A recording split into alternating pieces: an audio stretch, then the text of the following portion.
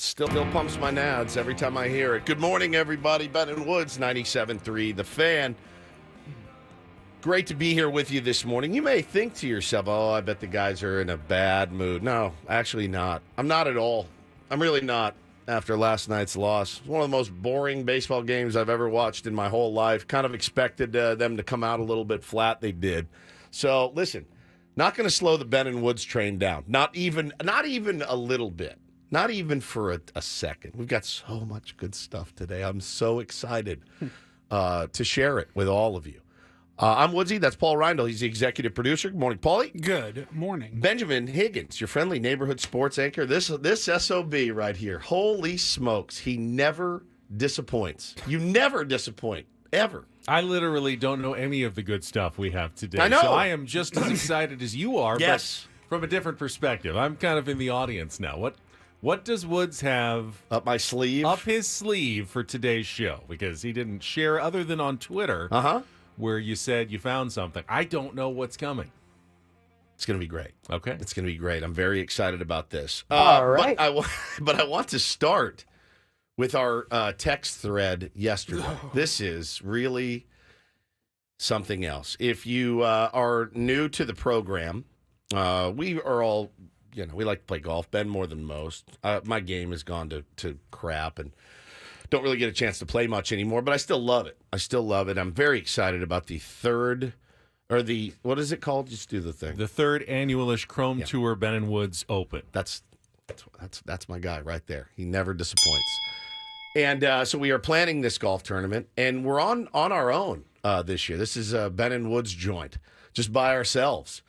And so we're really DIYing this thing this year. It had gone pretty smooth until about yesterday. Yeah. A lot of the little things started to pile up. When you're planning, that you don't typically have to handle. If you've ever planned a wedding, a birthday party, you okay, we got the date, we got the venue, we got the priest, we got food and the we music. got the food and the music. We are good. And then you're like, we got to get name tags. Yeah, we got to get placards and things. Yeah, golf tournament like a wedding. You make the big decisions. Yep. Date, venue, but then there's like a wedding planner who Oh, yeah. kind of handles some of the smaller details. And we had a wedding planner the last couple of years, essentially. Correct. Working with Odyssey to Yep. we picked a venue, we got this, we get the big idea, get the golf tournament, we're there, get the tier ones to show up, we had a great time.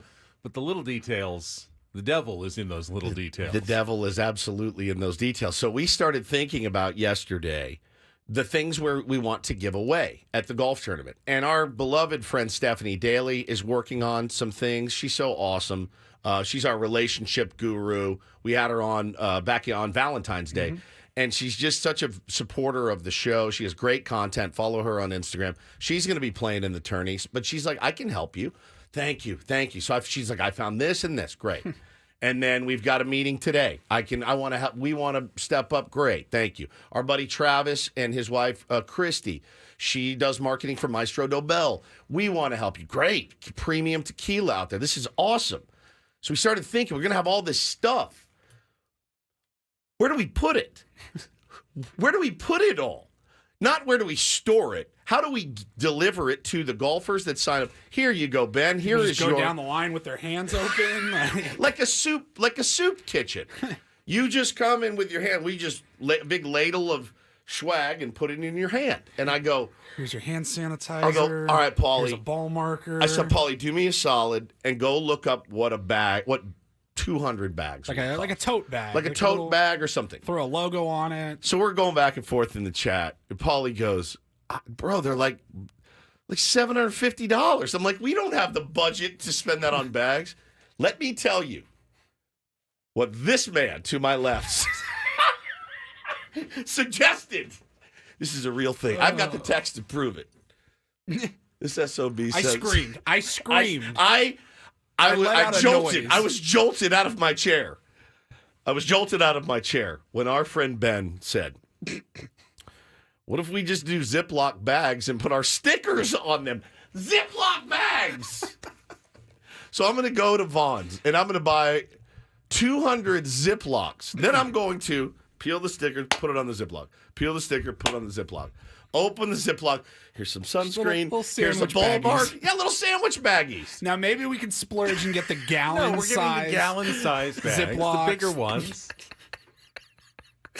I laughed so hard. I couldn't believe it. I was like, he is out of his mind. He clearly is out. You're Of you're his George tree. Costanza's fiance. We're gonna get the lickable stickers. Yes. You're gonna lick them all, and then you're gonna I'd die. rather have people just holding everything in their arms than said walking it's- around with sandwich bags. So I've played in probably more of these golf Of course tournaments you than have. the two of you combined, and sometimes they have those little bags, but they end up getting trashed by most people. It's a waste. Why waste the money on bags that no one really wants when you just need a vehicle to transport the stuff to get to your car, essentially, at the end? He says, Ziplocs with stickers. I write back in all caps, Ziplocs! Paulie goes, we can't do that. And then Ben goes, we'll get killed. Ben goes, you don't have to give out a bag. I said, yes, you do. And he said, I've played in tourneys with a handful of stuff before. Obviously, a bag is convenient. My guess is that most of the cheap ones just get trashed. You could preload them just in the cart, put them in the basket or the swear back to of the God. cart without a bag. You don't need a bag. I swear to God, bro, I was in tears. I go, so I wrote him back and Trash bags. How about that? Just a bunch of hefty bags. Hefty bags? Why don't we just go see Why if, hefty? Simply the best. like Trader Joe's will donate some bags? So I thought about going Something to like Vaughn's that? and getting just the bags, Vaughn's bags. I'm like, here you go. Like, what is this? They cost 10 cents at the grocery store. 10 Here's cents. $20. Yeah, $20. Give me 200 bags. There you It's go. not the worst idea. We're out there slapping Bennett Wood stickers on it. They're peeling off. I said, and I wrote back, and I go, Ben, you are the world's greatest content creator. The world's. Howard Stern has nothing on you. I said, I've said this many times. I said, don't ever, ever, ever try to be funny. Just give me your natural thoughts, and they're great. They're gold. So, but the funny thing is that our friend Travis said that Maestro Dobell is going to help out with all the bags and some of the swag and tequila and stuff. It's So kinda like I just, it was like a, what are your biggest issues? yeah, he texted me. He bags? goes, what are your biggest issues? That's what you're concerned about? And I said, bags. He goes, that's done. It's done. I said, okay, thank God. I was like, oh. So thank you to everyone that stepped up. We do have some slots available still. Paulie will post the link. Love to see you guys out there. I mean, it's going to be such a fun day. I'm looking forward to it so much. It's going to be on June 19th at Goat Hill Park. And, yeah, you're going to have a chance to win stuff. The baskets and stuff that we're getting together for the raffle, incredible stuff. Don't worry, Colonel Budget's not putting together the good stuff that you all want. I'm doing the baskets. Yeah, that's okay.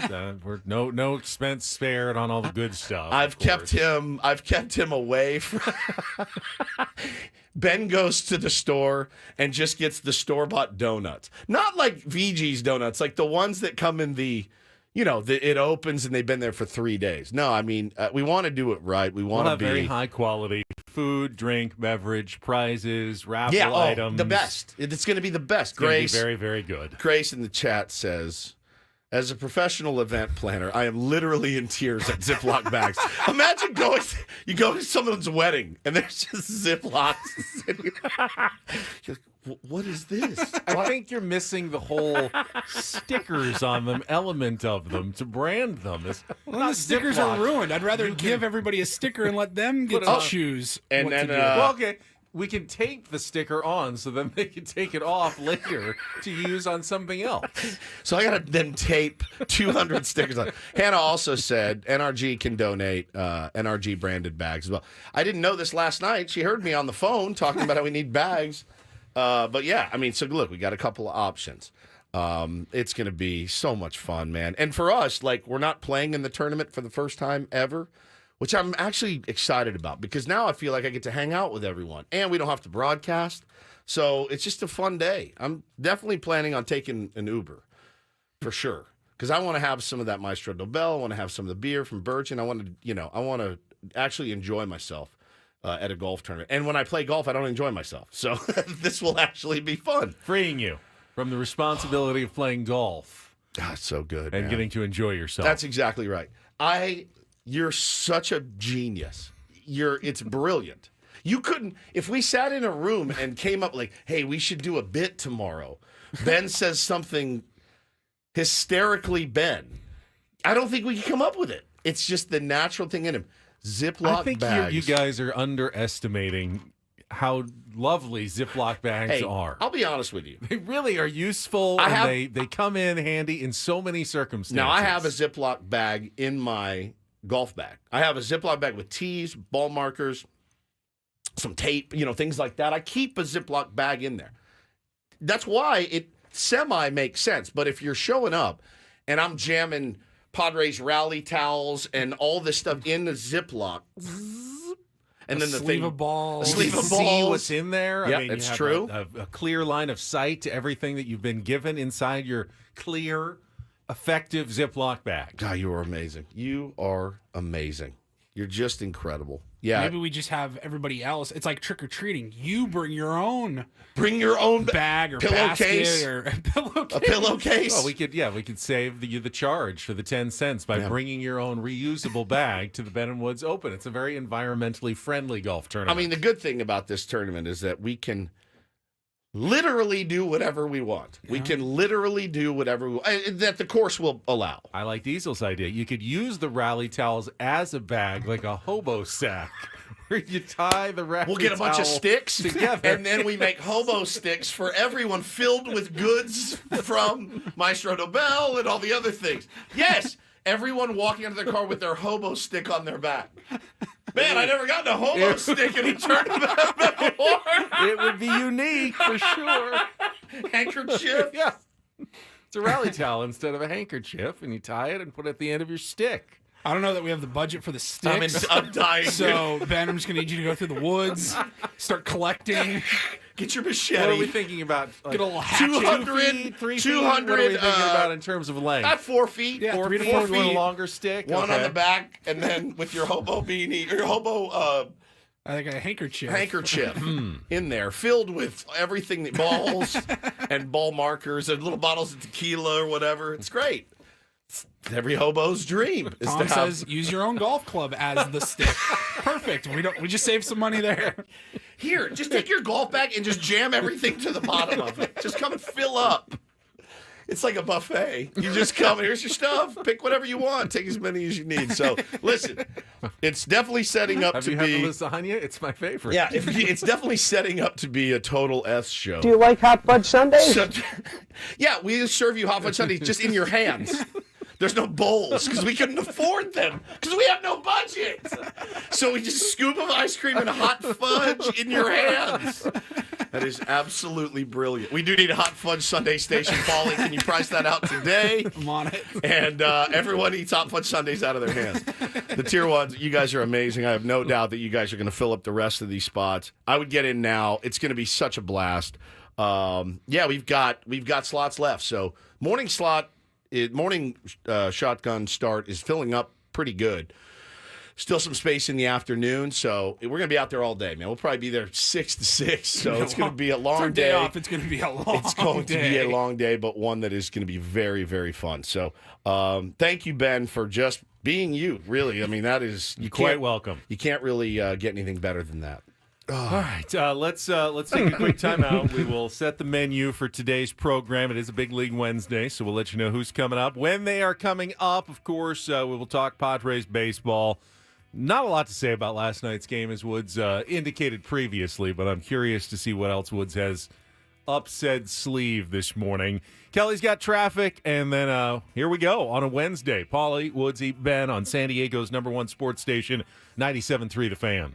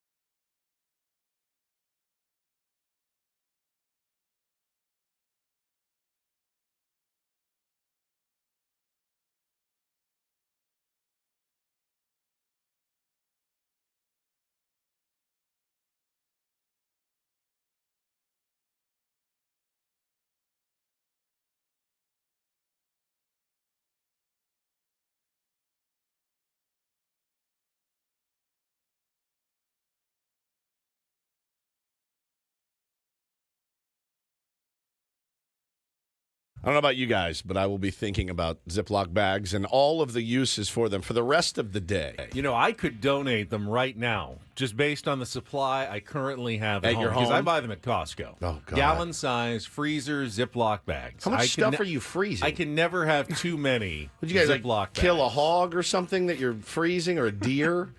What do you need that many for? I use them to store leftover food in the fridge. I mean, there's so many uses for a good Ziploc bag out there. It's true. What are you freezing right now? What do you have frozen? It's not always they're described as the freezer bags, Right. but those are just the best, I think, They are. quality They're bags, thick. good bags. I don't freeze too much stuff. I don't either. Because We we never never use end up unfreezing it. Then Right. it just sits there in the freezer forever. Collecting freezer Right. burn. I'm the same. I use the gallon size Me too. Ziplocs for leftovers sometimes Yeah. or whatever. Throw them in the fridge. You don't have to be. No, because frozen. when you try to They're put something on a freezable. plate, and then I hate using the plastic wrap Yeah. that you try to, Saran, Oh, like I'll try to slide cut the it, plate and right into a plastic plate right into. and the, it ends up bunching all up, Yeah. and then you're trying to peel it back out together. That never works. So just Ziploc bags are just much more effective. They are. Yeah, true. Yeah, we could have done a lot worse than that. aluminum foil. No, Wrap people's stuff in aluminum foil. They just lay out a sheet, put everything in there, and just crumple it up. There you go, sir. Tie that to the end of your hobo stick. That is so good. All right, let's get into the Padres, I guess, All right? right, well, let's set the Well, menu. set This, the this menu. hour on Ben and Woods is brought to you by Prize Picks. Join the biggest moments in sports with Prize Picks. Pick your players, pick your stats, pick more, pick less. It's that easy. Must be present in certain states. Visit prizepicks.com for details. Yeah, we will get into the Padres' offensive struggles and struggles against left-handers in particular. Who was it in the chat that said... Mega Doomer. Mega Doomer said... Great name, by the way. The Padres have actually been shut out in 4 of their last 12 games. And I go, that doesn't seem right. So I went and checked. 4 out of 12. I checked the math, and that is incorrect, Mega Doomer. Yeah, you're way wrong. That didn't sound right. The Padres have been shut out in 4 of their last 10 games. Yes. Not 12. So 4 just- out of 12. Just to make 40% of their Yeah. last 10 games they've been shut out.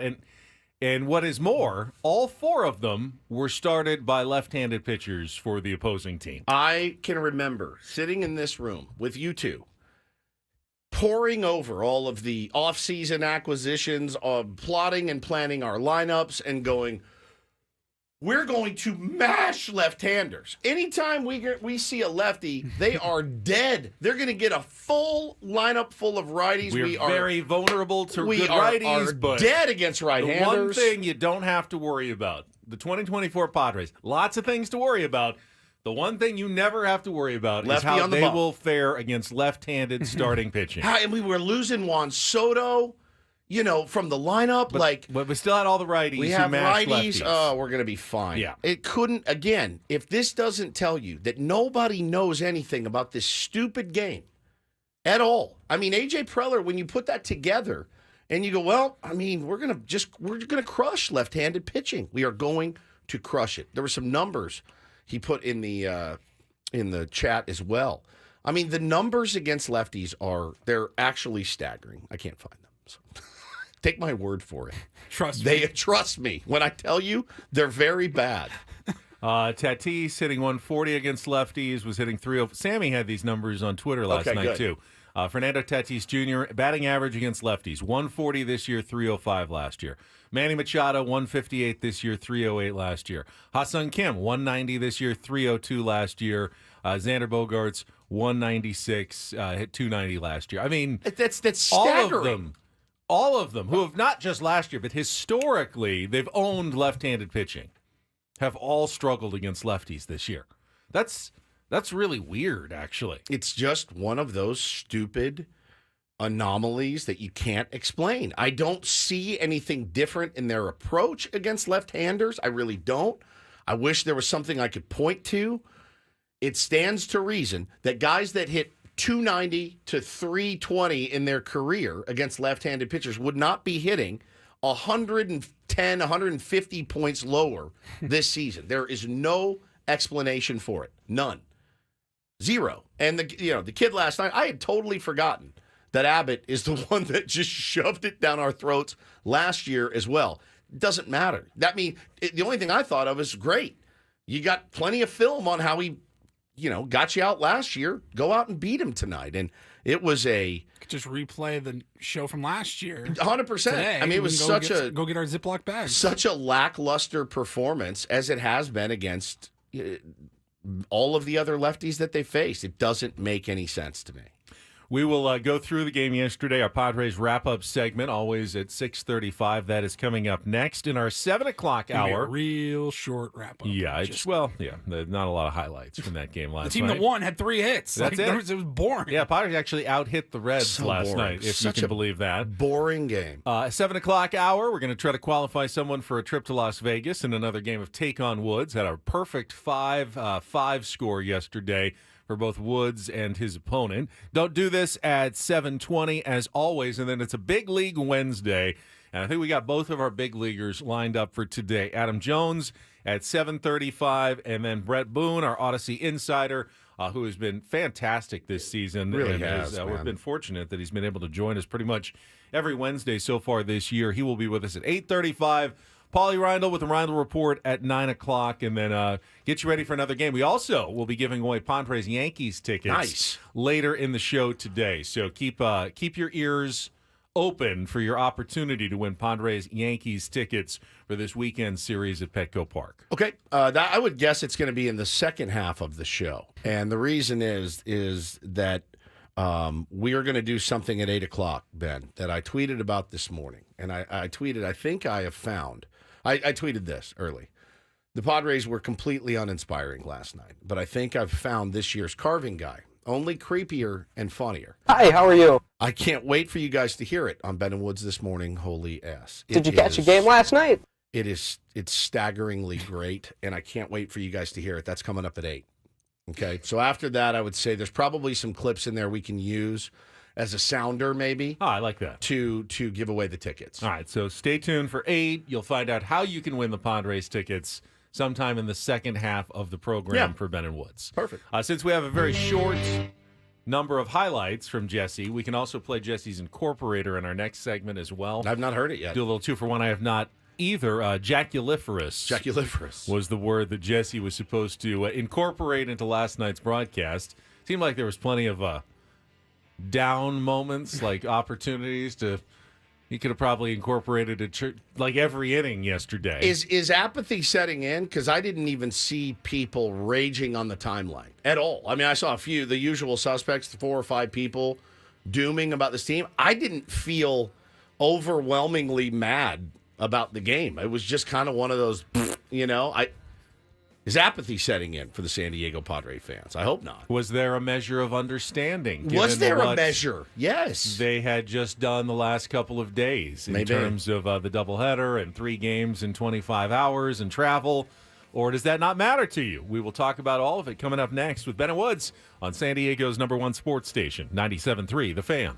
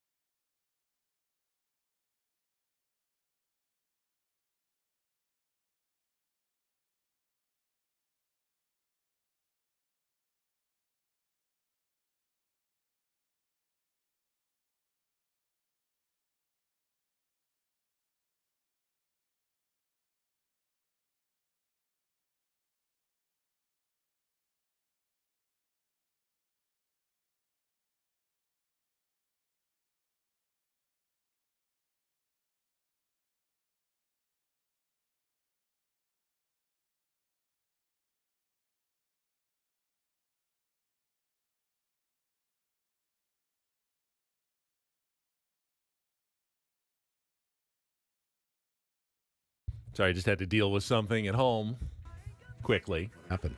Nothing. We have the regular pest control service that comes by every couple of months just to spray around the property. And I just found out they're coming at like 7 a.m. And I didn't want everyone to panic when a stranger was walking through the backyard unexpectedly so early in the day. Usually it's later, so I was alerting everyone. Don't panic that we're not being home invaded or anything. That is early. That's a scheduled pest control service at apparently 7 a.m. Guy's trying to knock out his day. I like their it. day started early today. I appreciate it. I appreciate the effort, to be honest with you. I do. I like that. Do we have a pest control sponsor right now? Not that I know of. I don't think so. I use the one with the singing phone number. Oh. Yeah. So it's like a San Diego staple. It is. I think you know which one I'm talking about. All right. We would love to postpone talking about this Padres game as long as possible. So why don't we start with the incorporator here before we even get to our Padres wrap-up? Jesse came on yesterday. I think it was at 9 a.m. after we had that Xander Schauffele interview at 8:35. Talked to Jesse in Cincinnati after the late arrival and gave him a fairly tough incorporator word. Here was the setup from yesterday. This one comes from Good Juju in our YouTube chat. I like that. This morning, Paulie, if you would please. Jaculiferous. Jaculiferous. That means, Jesse, in botany or zoology, having dart-like spines, like a cactus or a porcupine. Jaculiferous. Okay. Well, he's always game. Now. Okay, yeah. He sounded more right. now. I mean, they traveled a bunch. And you texted him later again to remind him and tell him because I even sent him, instead of a screenshot of the word or whatever, I just sent him the link to the dictionary page so that he could hear the pronunciation. I like so no excuses. He was well prepared for last night's broadcast. So what did we wait until the ninth inning again like we've been doing lately? This was, I put on the rundown, bottom of the sixth inning, Jonathan India at the dish. India kind of the first guy in this wave of young guys that the Reds have been bringing along the last few years. Rookie of the Year back in 2021. High draft pick. Pitches a fastball strike. They took him 5th overall back in 2018 out of the University of Florida. Gators. A very jaculiferous animal. Ooh. Be careful when handling. Okay. I'll give it to him. 1-1 to India. Outside ball 2. I don't know that I think of a gator. Like I said, a porcupine maybe, but yeah, I mean that's the correct way to use the word. Yes. So. Yes. I'll take it. Okay. I'll take that. Well done. Pass. That's a pass. He gets a pass. Yeah. Yeah. All right, that was it for the incorporator. Now we're going to check traffic, and when we come back, we'll quickly get into the game last night. Maybe we could play all 8 hits from the game, just the entire gamut. I'm telling for you, both I think teams. I think I made it last night after the game. I think there's 3 highlights. All right, it's going to be quick. Here's a single. Right after Kelly here on 97.3 The Fan. From the 97.3 The Fan Traffic Center, here's Kelly Danick. Traffic is sponsored by the grilling store at Hillcrest Ace Hardware on University Avenue in Hillcrest. Looking pretty good on our roads at this time. Looks like that little brush fire has been put out on the northbound 15 to the King freeway. Speeds are picking up there, and no other problem spots on our roads at this time. The grilling store at Hillcrest Ace Hardware on University Avenue in Hillcrest. Now through Memorial Day weekend, get free fuel when you purchase a Weber, Traeger, or Big Green Egg. Yes, free fuel. The grilling store at Hillcrest Ace Hardware, where service still matters. I'm Kelly Danick with Ben & Wood, San Diego's #1 sports station, 97.3 The Fan. It's a shame if they lose. Oh, a shame indeed. It's a complete crap. Oh, I did not like that. Here are the lowlights from yesterday's game. Are you kidding me? Boo. It's the Padres Wrap-Up, presented by Hamul Casino. With thrilling slots and tables and all the best rewards, Hamul Casino has all the fun you're looking for. Hamul Casino, fun above all else. We'll give it 16 minutes of salt, and then we'll, get back on the bump and figure it out. It's not your fault. 3-2 again. Hurtubise swings, hits it in the air to left field. Profar in and over, going to make the catch. Not so deep. India tagging, going to try and score. Here's the throw in the tag, and he is safe. The ball came out. They had him. Here's the 3-1. De La Cruz hits it hard and off the glove of Cronenworth. and down the right field line. Fernando gets to it quickly, going to fire to second base. Tag on De La Cruz, not in time. Benson scores from second base, and the Reds lead it 2-0. Now the 0-1. Cronenworth, hard hit on the ground to the right side. India has it, shuffles to De La Cruz, one, on to first in time, and a double play to end the game. Hot off the bat of Jake Cronenworth, but right to the second baseman, and the Reds shut out the Padres 2-0 and take game one of this series here in Cincinnati. He does mix you up. He pitches. He does a nice job. He's got a good arsenal. He's I remember seeing when he first broke in, you could see the ability for sure. And now he's continues to hone his craft, did the ball really well, changed speeds. Just did a nice job of pitching. He kept himself balanced. That tip of cap. Maybe we should thank Luis Campusano, because had he held on to that baseball in the second inning, the Reds would not have scored. The inning would have been over. And we might still be playing that game, because neither team really seemed to have any inclination to put any offense together last night. The Reds had a total of 3 hits. All of them came against Joe Musgrove in the first 2 innings. Padres bullpen tossed 5 hitless innings after that. And yet the Padres could never really even threaten a rally against the Cincinnati Reds, Andrew Abbott, and the 2 relievers that came in after that. They had the tying run at the plate. Yeah, a couple of times. Yep. I think they had 1 at-bat with a runner at second base. Luis Arraez flew out, and that was it in terms of offensive threats for the San Diego Padres yesterday. And Mike Schilt was asked after the game, and I think it's absolutely fair about whether or not the doubleheader, 3 games in 25 hours, late travel, getting in, just the kind of mess of the last couple of days might have affected his team in the series opener last night. I'm not an excuse maker. It's look, we get paid to show up every day and compete. Am I going to say that it's the human factor doesn't come into play occasionally? I'd be lying to you there.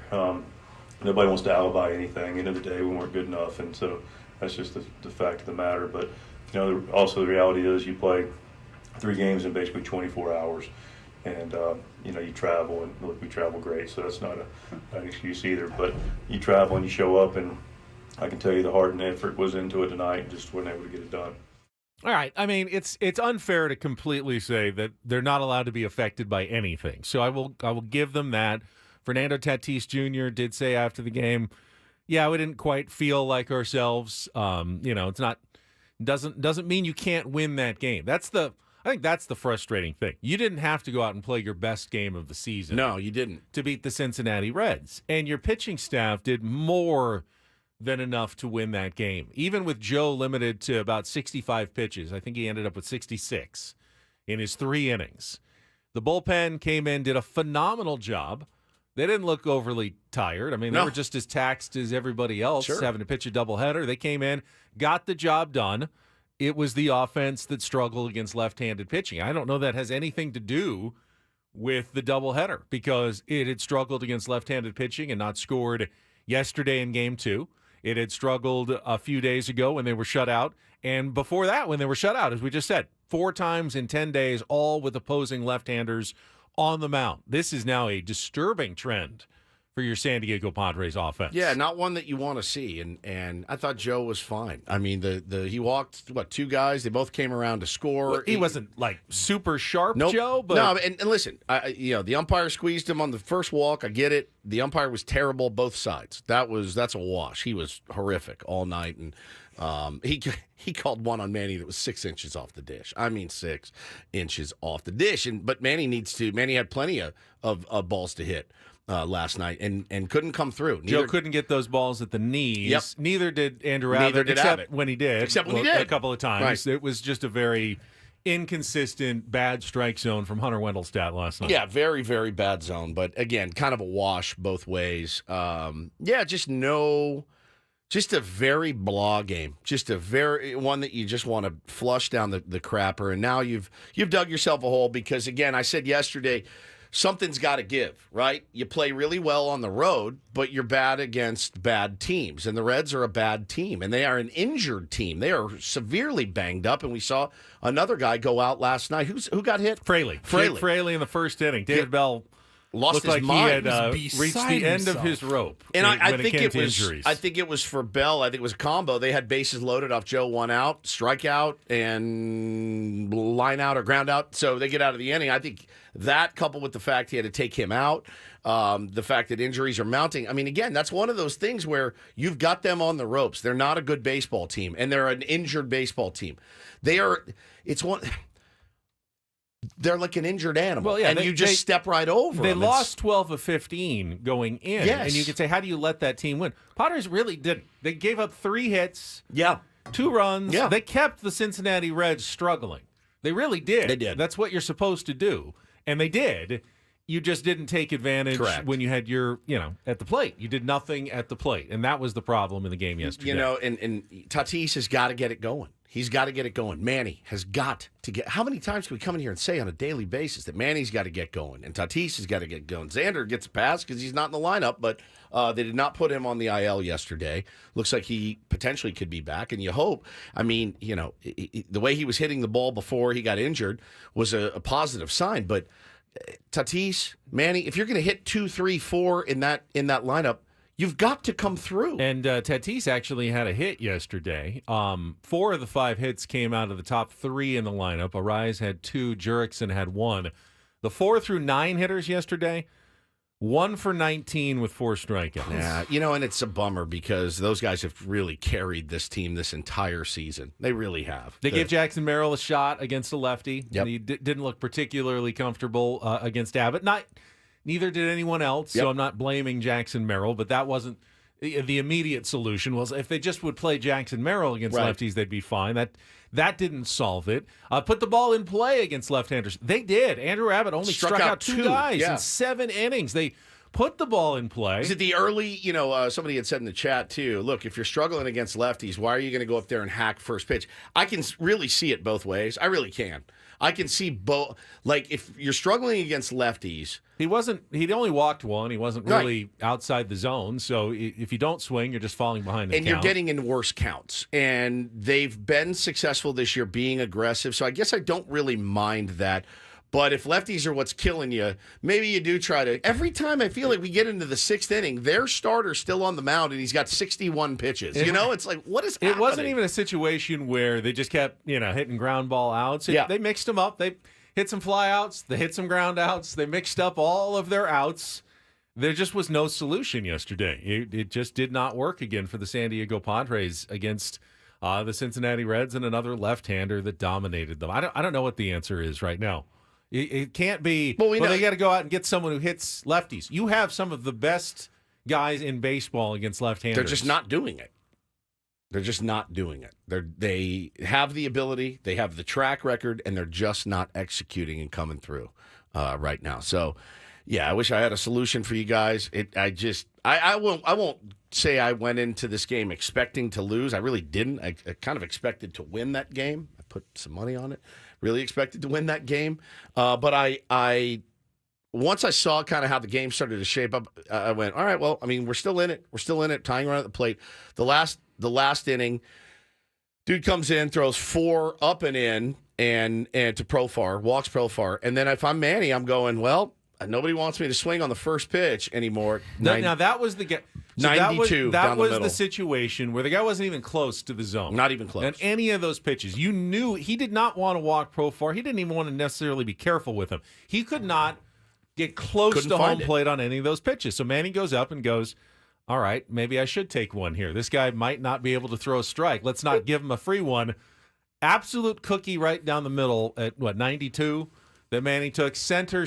I mean, the kind of pitch that he could have actually tied the game with if he had swung.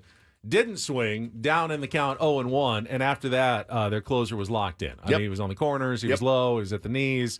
Manny struck out, and the Jake grounded into a double play, and that was it. That was the game. It was like I said, I didn't even really get upset about it. I just was like, all right, I mean, go get him today, man. Go get him today. You can absolutely, in retrospect, if you want to look back and go, yeah, I was probably a little tired from the doubleheader. If they go out and win today and tomorrow and take the series, no problem. So, all right, we understand. You were got a little rest. It was a little tough. You got some rest finally. You went out, got the job done against an inferior team. The problem is that the Padres keep losing that game, and then they find a different way to lose the next game, and a different way to lose the game after that. If you didn't lose the other games, every team is going to lose some games, even against the Cincinnati Reds and the Colorado Rockies. You just have to find a way to come back and win the next two, and then everything is fine.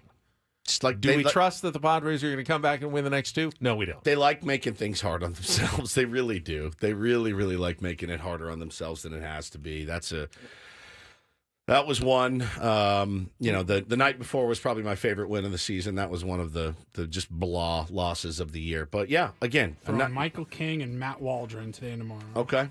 Yeah, I mean, against Nick Martinez and Frankie Montas. Michael King has been as good as anyone that we've seen this year, and he's also been as shaky as any Padre pitcher in the rotation. Same with Matt Waldron. Yep.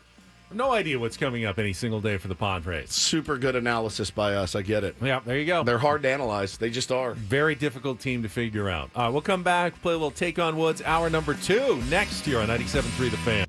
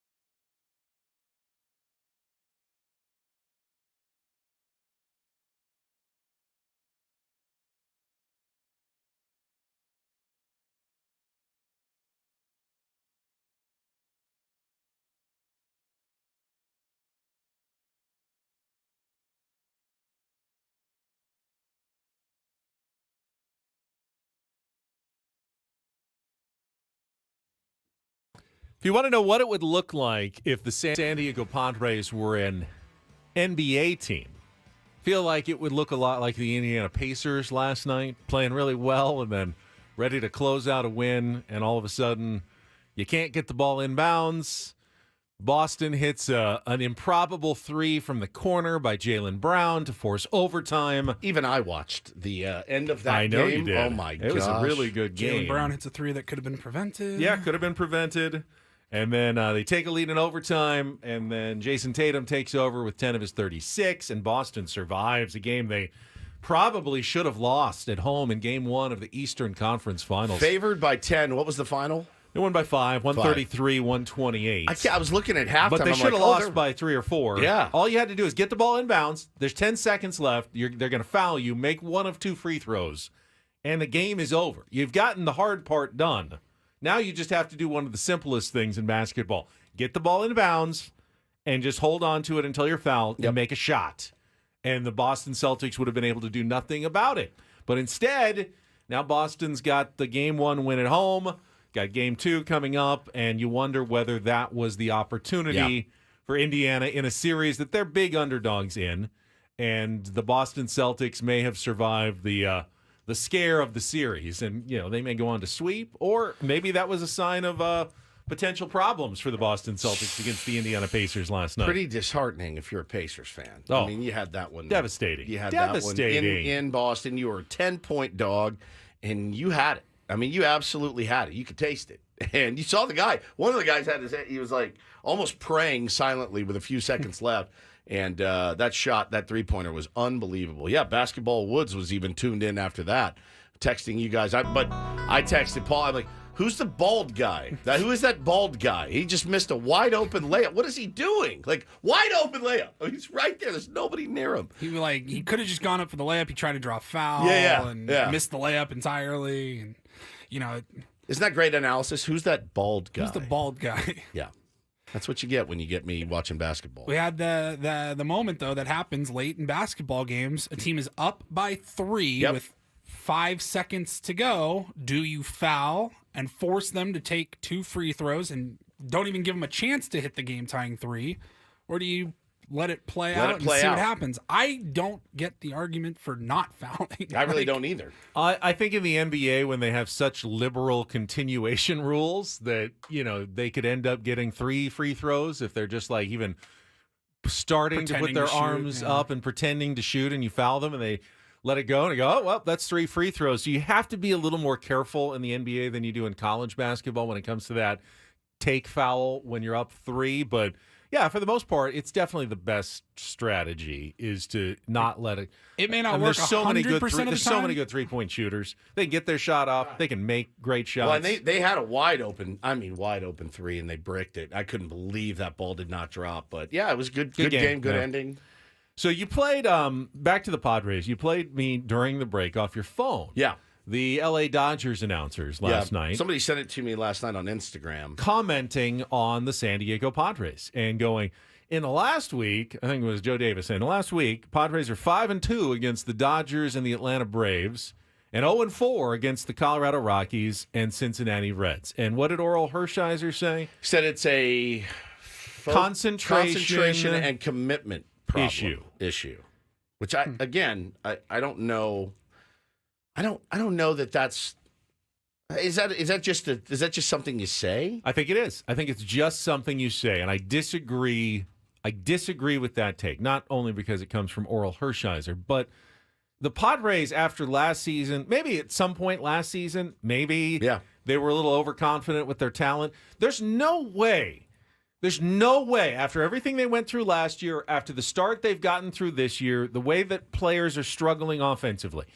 There's no way that guys like Manny Machado and Fernando Tatis Jr. and Xander Bogaerts, when he's in there, and Ha-Seong Kim, they're all just so incredibly overconfident and taking these teams so lightly. Yeah. Because, we know there's no way we could possibly lose this game, except for the 57 examples that you've already had over the last season and a half. Cancel the parade. That's why you play the games. I refuse to believe that they go into any game now going, Well, we don't really have to take this one that seriously. Right. I don't see that either. Yeah, we'll concentrate when it's the Braves or the Dodgers, but when it's the Reds, what's the point? We're going to win this one. First of all, they've said that that's not the case, but it doesn't make any sense that they would actually approach a game like that at this point. But the results, and here's why when it is just something that you say, they have a leg to stand on because the results say that. They do. The results now say you don't care about the Reds. You only care about the Braves and the Dodgers. And again, can't hit left-handed pitching. Get 9 hits off of Max Fried. Like, make that make sense. You know what I mean? Like 9 hits off of Max Fried, who was coming in on a otherworldly heater as well.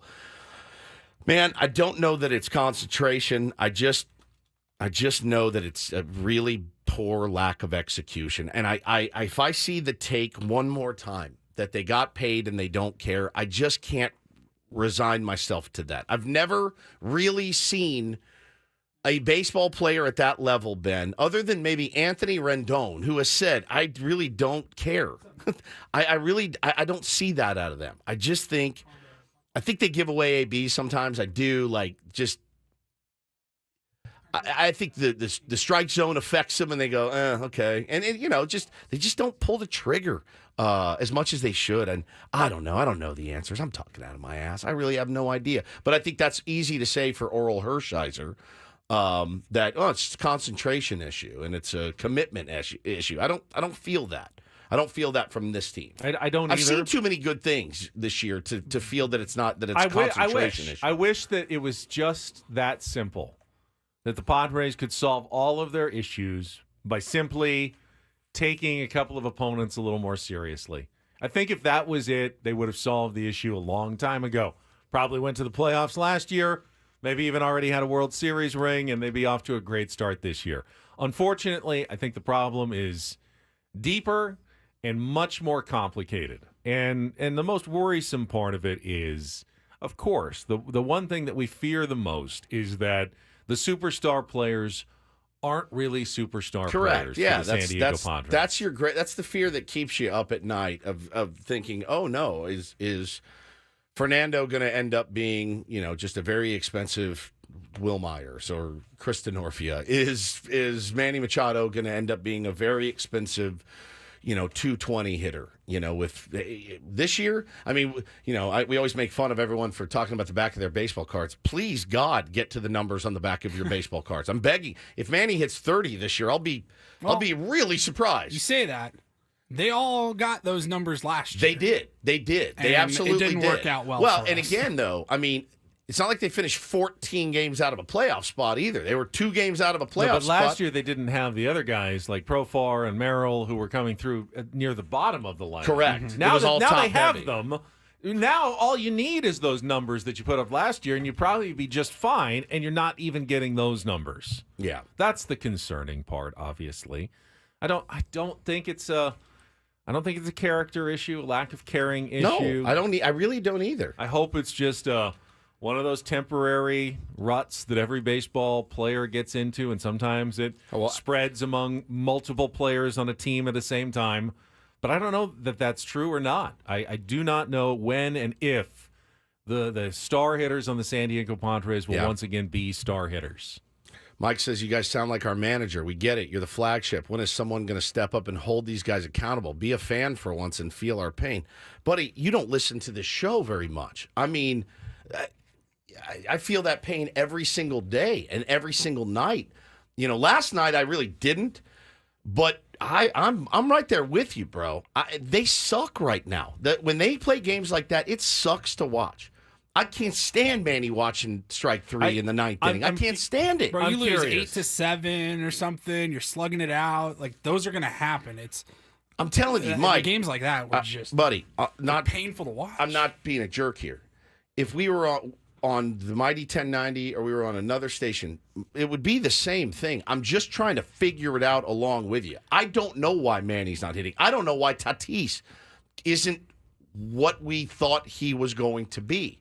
And there was a time a couple weeks ago where Toddy was getting as unlucky as anyone in baseball. He was barreling the ball, and it was right at people. He was getting really frustrated. Now he's not doing that. and it sucks, dude. Need a contestant for Take on Woods, 833-288-0973. I think my question to Mike and fans and you're not the only one, Mike. I'm not singling you out because I know a lot of people feel the same way. What does accountability, what does that mean? Well, you've heard me demand accountability before. You want me to demand it? Sure. All right. I demand accountability. Okay, there you go. I'm being a jerk about it, but I'm also, it's like they need to be better. They have to be better. We're not going anywhere without them. Do you feel like they should be practicing, like taking swings in the cage or something? Oh, yeah, they do. They do. Should they, what else should they do? I don't know, man. It's again, we're talking about I know things. They're working on it. We're talking about things that people just say. Like Oral said, it's a concentration and commitment issue. I don't think that that's it.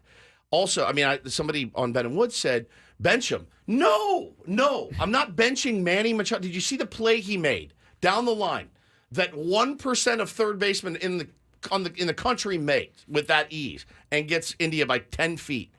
No, I'm not benching him. Did you see the play that Tatis made in right field against the Braves? No, I'm not benching him. Yes, you'll see in high school sometimes the coach of the basketball team will run out the 5 guys at the end of the bench because he's mad at the effort from his starters. I can't wait to bench my son in Little League. I can't wait. Those guys come out for like a minute, and then the coach looks and goes, "Oh my God, these guys are terrible." And then he has to put the starters back in. He maybe has made his point, but you can't really do that. Buddy, in Little League, I'm going to bench Bo probably once a week for probably having a bad attitude or something. Yes, I'm going to be like, get your ass to the end of the bench. But this is not what you do at this level. I see Arnold says hire a decent hitting coach. They have one. Victor Rodriguez has been, great. Lauded. They've been writing stories about what a great job he was doing 2 or 3 weeks ago. Yeah. Obviously, now it feels like back to the same old, same old. I just don't know what accountability actually looks like when people say that. Hold the team accountable. I am absolutely telling them. What are you specifically asking They for? have to be better. Manny specifically. Tatis specifically. Xander when he's in there specifically. I've said it like a mantra all year. That's how much are they all making a year? Manny's making 30. Tatis making how much this year? 20. Xander's making 25. That's like $80 million. I would love. You got to produce. I would love that if we could withhold their salaries if they don't produce. That would be great. Accountability, right? We'd all feel fantastic about that. Manny, you're actually only making $400,000 this year because you just haven't performed. But that's not how it works. It's not how it works, and the benching them just doesn't do anything for you. It actually hurts. It actually hurts you because now you've got Sugar in right, and you've got Tyler Wade at third. And you're not giving your players a chance to finally be the players they need to be. And John says don't sign 10-year contracts. John, great idea. It's already done. You can't change it. Do you have the time machine? Because we're coming up on the only solution is a time machine. That's literally the only solution is if I could go back in time and change it. I think a lot of people probably would. But that's just not the reality right now, man. How about Freak Nasty? Practice bunting based on a point system. You've nailed it. That's it. Thank you for the levity there, Freak Nasty, because at this point, and again, the only thing we can all say, always, the only thing we can say is mix it up then. Mix it up. Mix up the lineup. I'm fine. I don't care if there's a new lineup every day. I really don't. I don't care if Tatis bats 7th one day or if he bats 1st another day. I'll be kind of mad if Luis Arraez isn't leading off, though, getting his 2 hits a day. I know, right? He's not the problem. No, he's a 400. Don't change him. He's a 400 OBP guy since he's gotten here. He's getting on base. I get it, man. I'm as frustrated as you are. I want to bang my head against the wall watching games like that. We're so frustrated. We're a little late for Take on Woods, but let's get to it.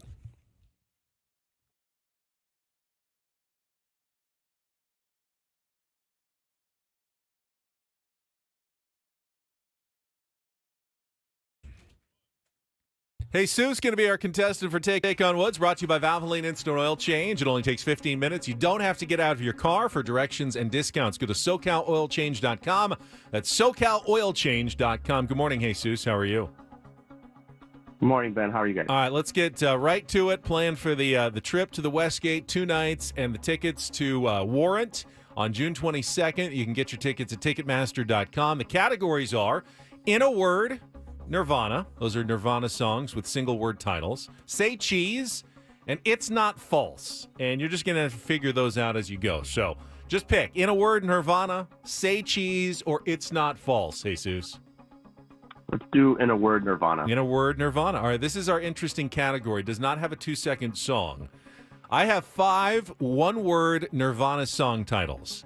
I'm going to give you kind of like Jeopardy-style trivia questions that you actually don't even need to know the music to maybe get them. It'll help, though, if you do know these songs. So 60 seconds to answer as many of the 5 as you can. Then Woodsy comes in, save him 5 questions. If you can beat or tie him, we'll put you into the drawing for Vegas. Jesus, you ready to play? Let's do it. All right. In a word, Nirvana is the category. Your time begins when I start reading the first question. Good luck, Jesus. Let's take on Woods. Which Nirvana song from the Nevermind album shares a name with element number 3 on the periodic table, something doctors have used to treat bipolar disorders? That's Lithium. Correct. Which 1991 Nirvana song shares a name with a medical term for an abnormal swelling of a blood vessel? One in the brain can often be fatal. Aneurysm. Correct. Which 1990 Nirvana single shares a descriptive name with a kind of bar that's usually old, small, and not fancy? Dive. Correct. Do you know that an early 1600 play by Ben Jonson has led to more than 400 years of parrots, commonly named what? Sharing a name with a 1991 Nirvana song? Polly. Correct. Which non-album single released by Nirvana in 1990 is also a descriptive term for a small, thin piece of something split off a larger item, often used for pieces of almonds? Oh. Can you repeat it one more time, please? Which non-album single released by Nirvana in 1990 is also a descriptive term? Oh, we ran out of time. That was Sliver. Slivered almonds, sliver, a small, thin piece. You got the other ones, though, very nicely. You got Lithium, Aneurysm, Dive, and Polly. So we will see how Woods does. All right, Jesus' score is locked in. 60 seconds on the clock. No 2-second song today. Your time begins when Paul plays. No music, just when I start reading the question. Good luck, Woods. Let's take on Jesus. Which Nirvana song from the Nevermind album shares a name with element number 3 on the periodic table, something doctors have used to Lithium. treat? Correct. Which 1991 Nirvana song shares a name with a medical term for an abnormal swelling of a blood vessel? Aneurysm. Correct. Which 1990 Nirvana single shares a descriptive name with a kind of bar that is usually old, small, and not fancy? Kind of bar? Mm-hmm. Oh, Dive. Correct. Did you know that an early 1600 play by Ben Jonson has led to more than 400 years of parrots, commonly named what? Sharing a name with a 1990. Polly. Correct. Which non-album single released by Nirvana in 1990 is also a descriptive term for a small, thin piece of something split off something larger, often used for pieces of almonds? Sliver. Oh, Wow. and that is the win, 5-4 on In a Word, Damn. Nirvana. And Jesus, the last one, Woods got you on it, but a good game, a well-played game. Love that band. Woods wins that one. I knew you like your Nirvana. Yeah. So. I don't listen to them enough, I feel like. All right, we've got a. I'm looking forward to Don't Do This, because the Do This item from last night's Sports Emmy Awards is something I think everyone needs to hear this morning. I couldn't agree more. Okay. We'll get to that coming up next after traffic on 97.3 The Fan.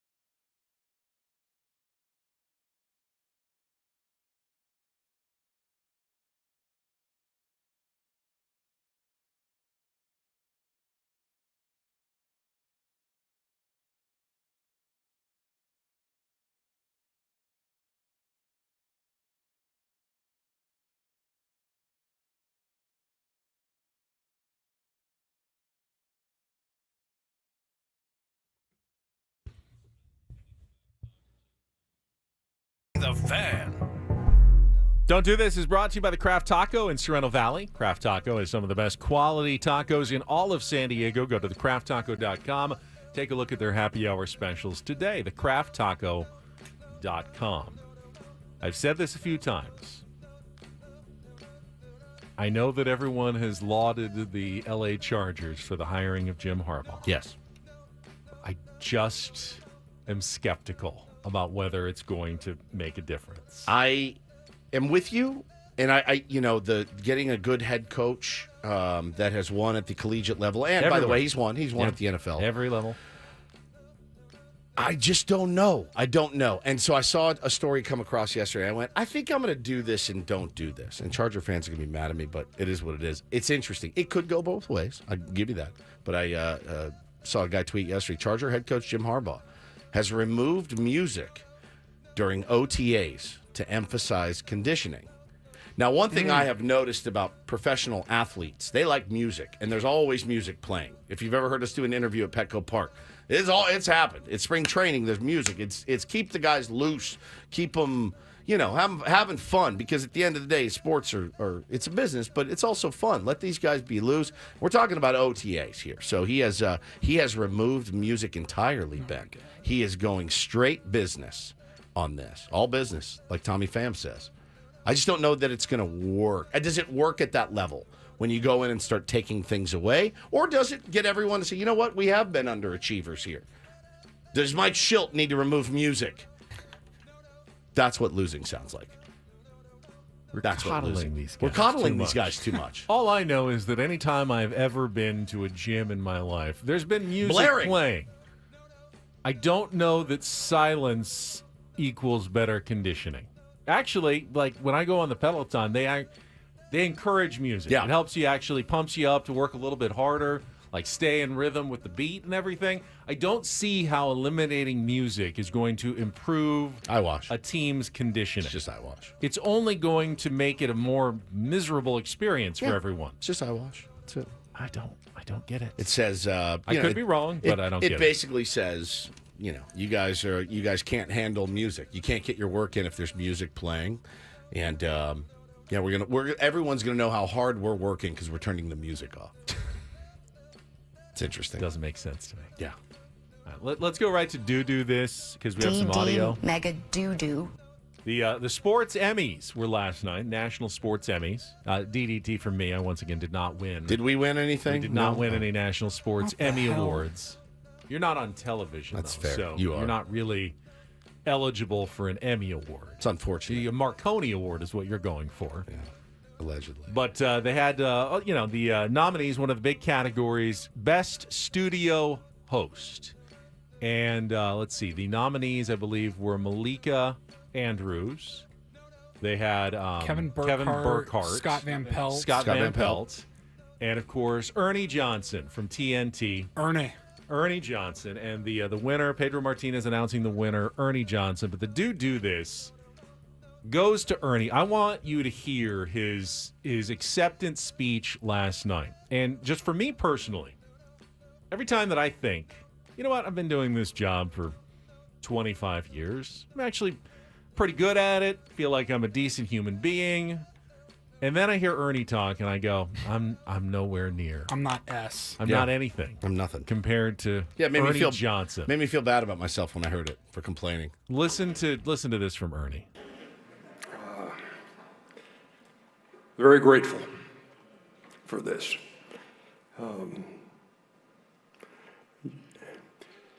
This past Saturday, I was, my wife and I, Cheryl Ann and I, were in Nashville, Tennessee.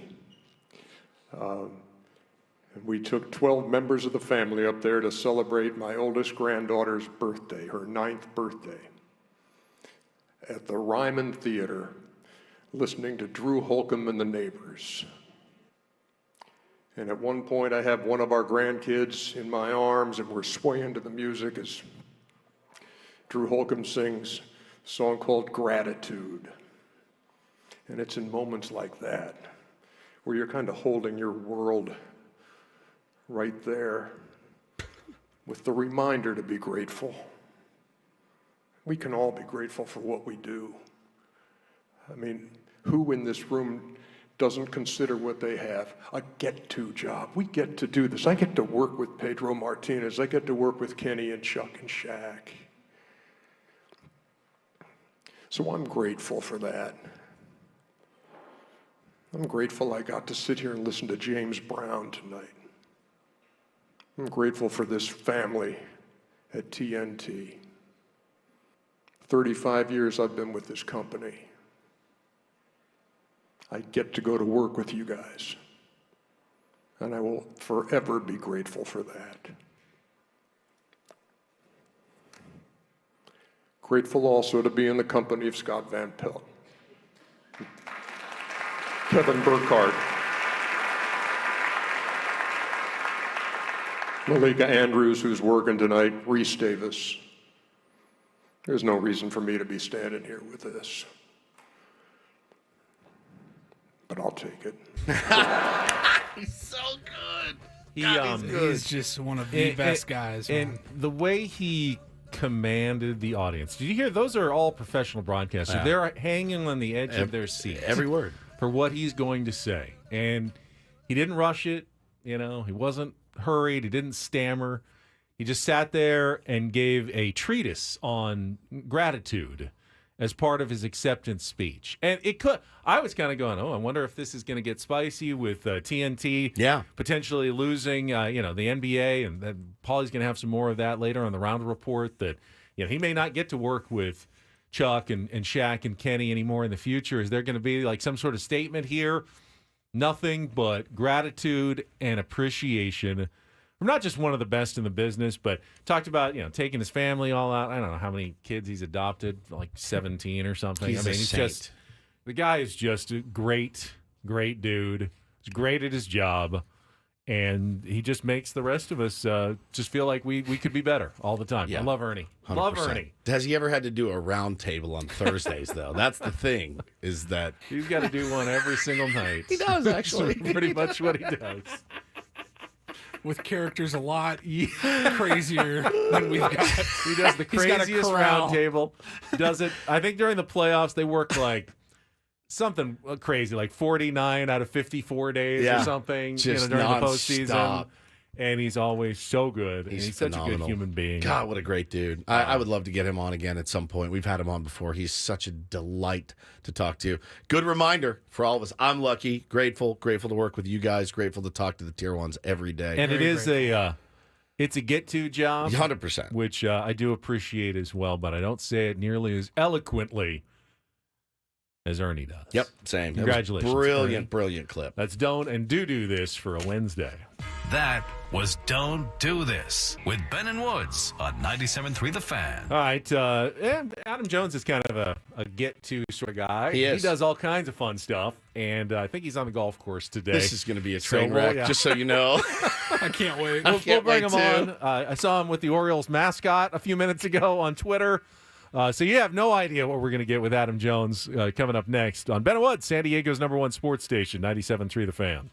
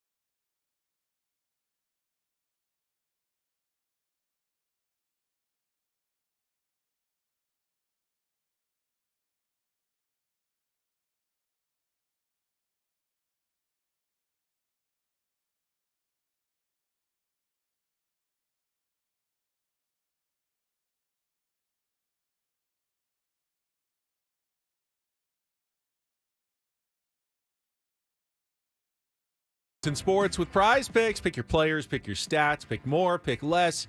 It's that easy. Must be present in certain states. Visit prizepicks.com for details. I've got more than one half of a home run robbing catch for Adam Jones on my Prize Picks. I just think he's going to take one back. I don't think that's going to hit. All right, I've got less. I got 2 double bogeys on the card though, for sure today. There he is. If you haven't hit him already. Already on the course. Oh, I'm already on the course, and I'm trying to hit somebody. You know my ball flight. Yeah, no, I've seen this it. a scramble, or what do we got? Just Yeah, it's a scramble. Okay. It's the company Jimmy Seafood, where they sponsor my podcast.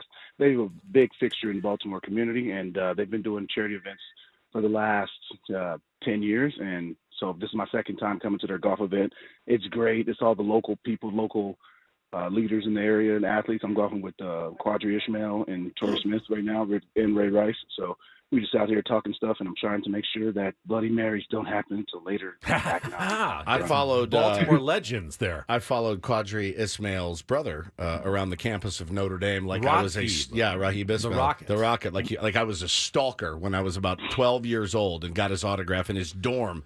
Matt, it's awesome, dude. Well, how are you swinging it? Well, we're about to start. Oh, so it's yeah, been, started. Yeah, okay. I was great on the range. I mean, I looked like I was sort of like SDvsCIN. Ranger Rick, happens to me all the time. It's gonna be different. Today's gonna be different. Did I see on Instagram? Did you just play in David Ortiz's golf tournament too? Yes, I played in that, and I played well in that one too. It was great. We finished in 5th place, but somebody's in scramble. Somebody's always gonna say, "Yeah, I was 27 under." Yeah. No, always. One of my lifelong goals is to become just famous enough to get invited onto the celebrity golf tour. Just do it all the time. Yeah, no That's doubt. what I want to do. Yeah. That's why I'm working so hard. Exactly. That's just call me so I don't go there and just physically embarrass myself. I just want to be like, oh, he hit the fairway. That's all I'm working on. So what we've been discussing this morning, talking to Adam Jones here on Ben and Woods before you get back to your round or start your round, is why the right-handed hitters of the San Diego Padres, who have traditionally mashed left-handed pitching, cannot do it. They are just not. They can do it. They're just not doing it, AJ. And we're talking Manny. All of them. We're talking Manny, Tatis, Xander. I mean, Hassan Kim. I mean, and Campusano. I mean, all these guys that can mash lefties.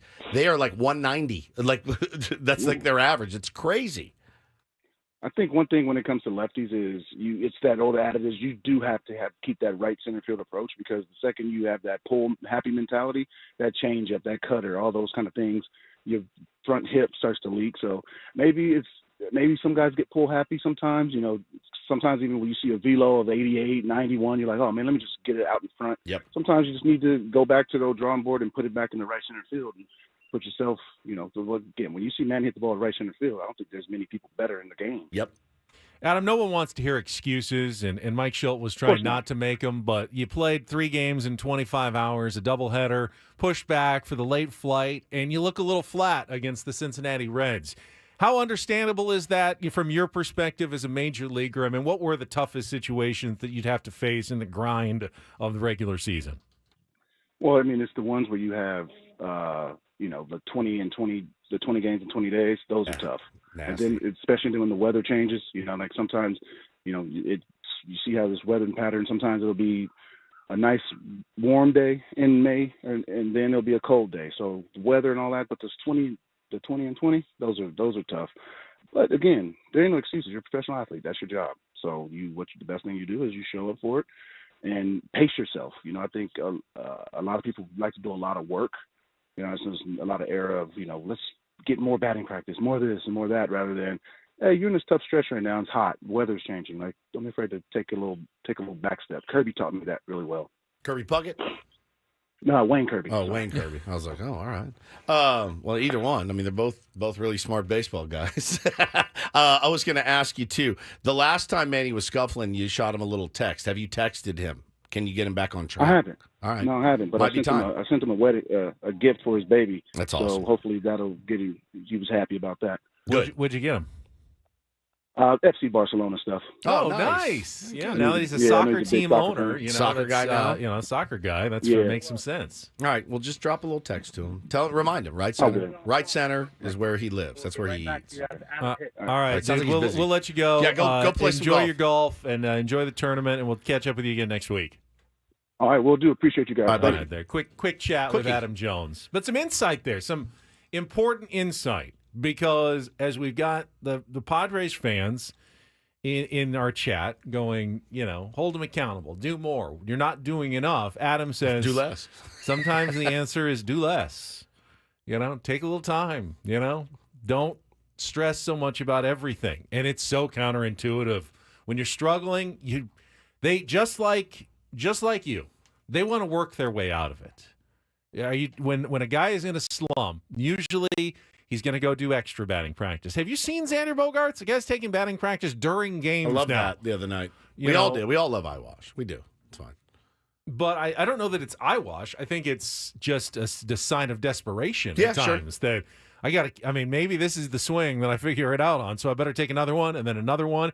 It's like when you go to the range and it's like, okay, no, maybe this next one is the one where I get it going. So you just keep going and going, when sometimes the answer is maybe I just take a little mental break, not work so hard for a couple of days, and just let nature take its course, because I've been doing this my whole life. I'm a talented baseball player, and just let that take over. Maggie in the chat just says the Hosmer philosophy, and I am done. I'm deceased. Do less. That can't be the your all the time philosophy. I'm just saying every once in a while when you're struggling, sometimes that can be the philosophy. Adam Kunu Jones from Forgetting Sarah Marshall. Kunu. Do less. Do less, man. You got to do more than that. Well, Mike you're Schilt not walks really in. He's doing like, what are you guys anything. doing? Do less. You got to do more than that. Now you're just sitting there. Anybody want BP today? That's not it at all. Do less. Get down. Try less. Do it again. Pop up. Nope. Too slow. Do less. Pop up. Pop up. You're doing too much. Do less. Pop down. Pop up now. Stop. Get down. Get down there. Remember, don't do anything. Nothing. Pop up. Well, you got to do more than that, because you're just laying. It looks like you're boogie boarding. Just do it. Feel it. Pop up. Yeah. We pop that up wasn't plenty. quite it, but we're gonna figure it out there. Let's go surfing. Come on. Kunu. Adam Kunu Jones just laid me out, Carl. Thank you for that. Look, you got to laugh to keep from crying with this ridiculous team that can't hit left-handed pitching anymore.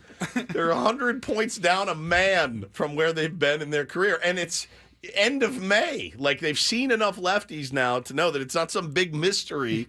It's just so frustrating. Breaking news. Opposing teams have left-handed pitchers. Please prepare accordingly. No, just swing easier. Just poke it the other way. Do Just less. do less. Don't do less. Well, you got to swing harder. Than You gotta- that. You got to do more than that. you gotta do more than that. Now you're doing nothing. Right now, the bat's just sitting on your shoulder. You got to do more than that. He's staring at it. Yeah. You told me to do less. The Eric Hosmer philosophy. Oh, Maggie.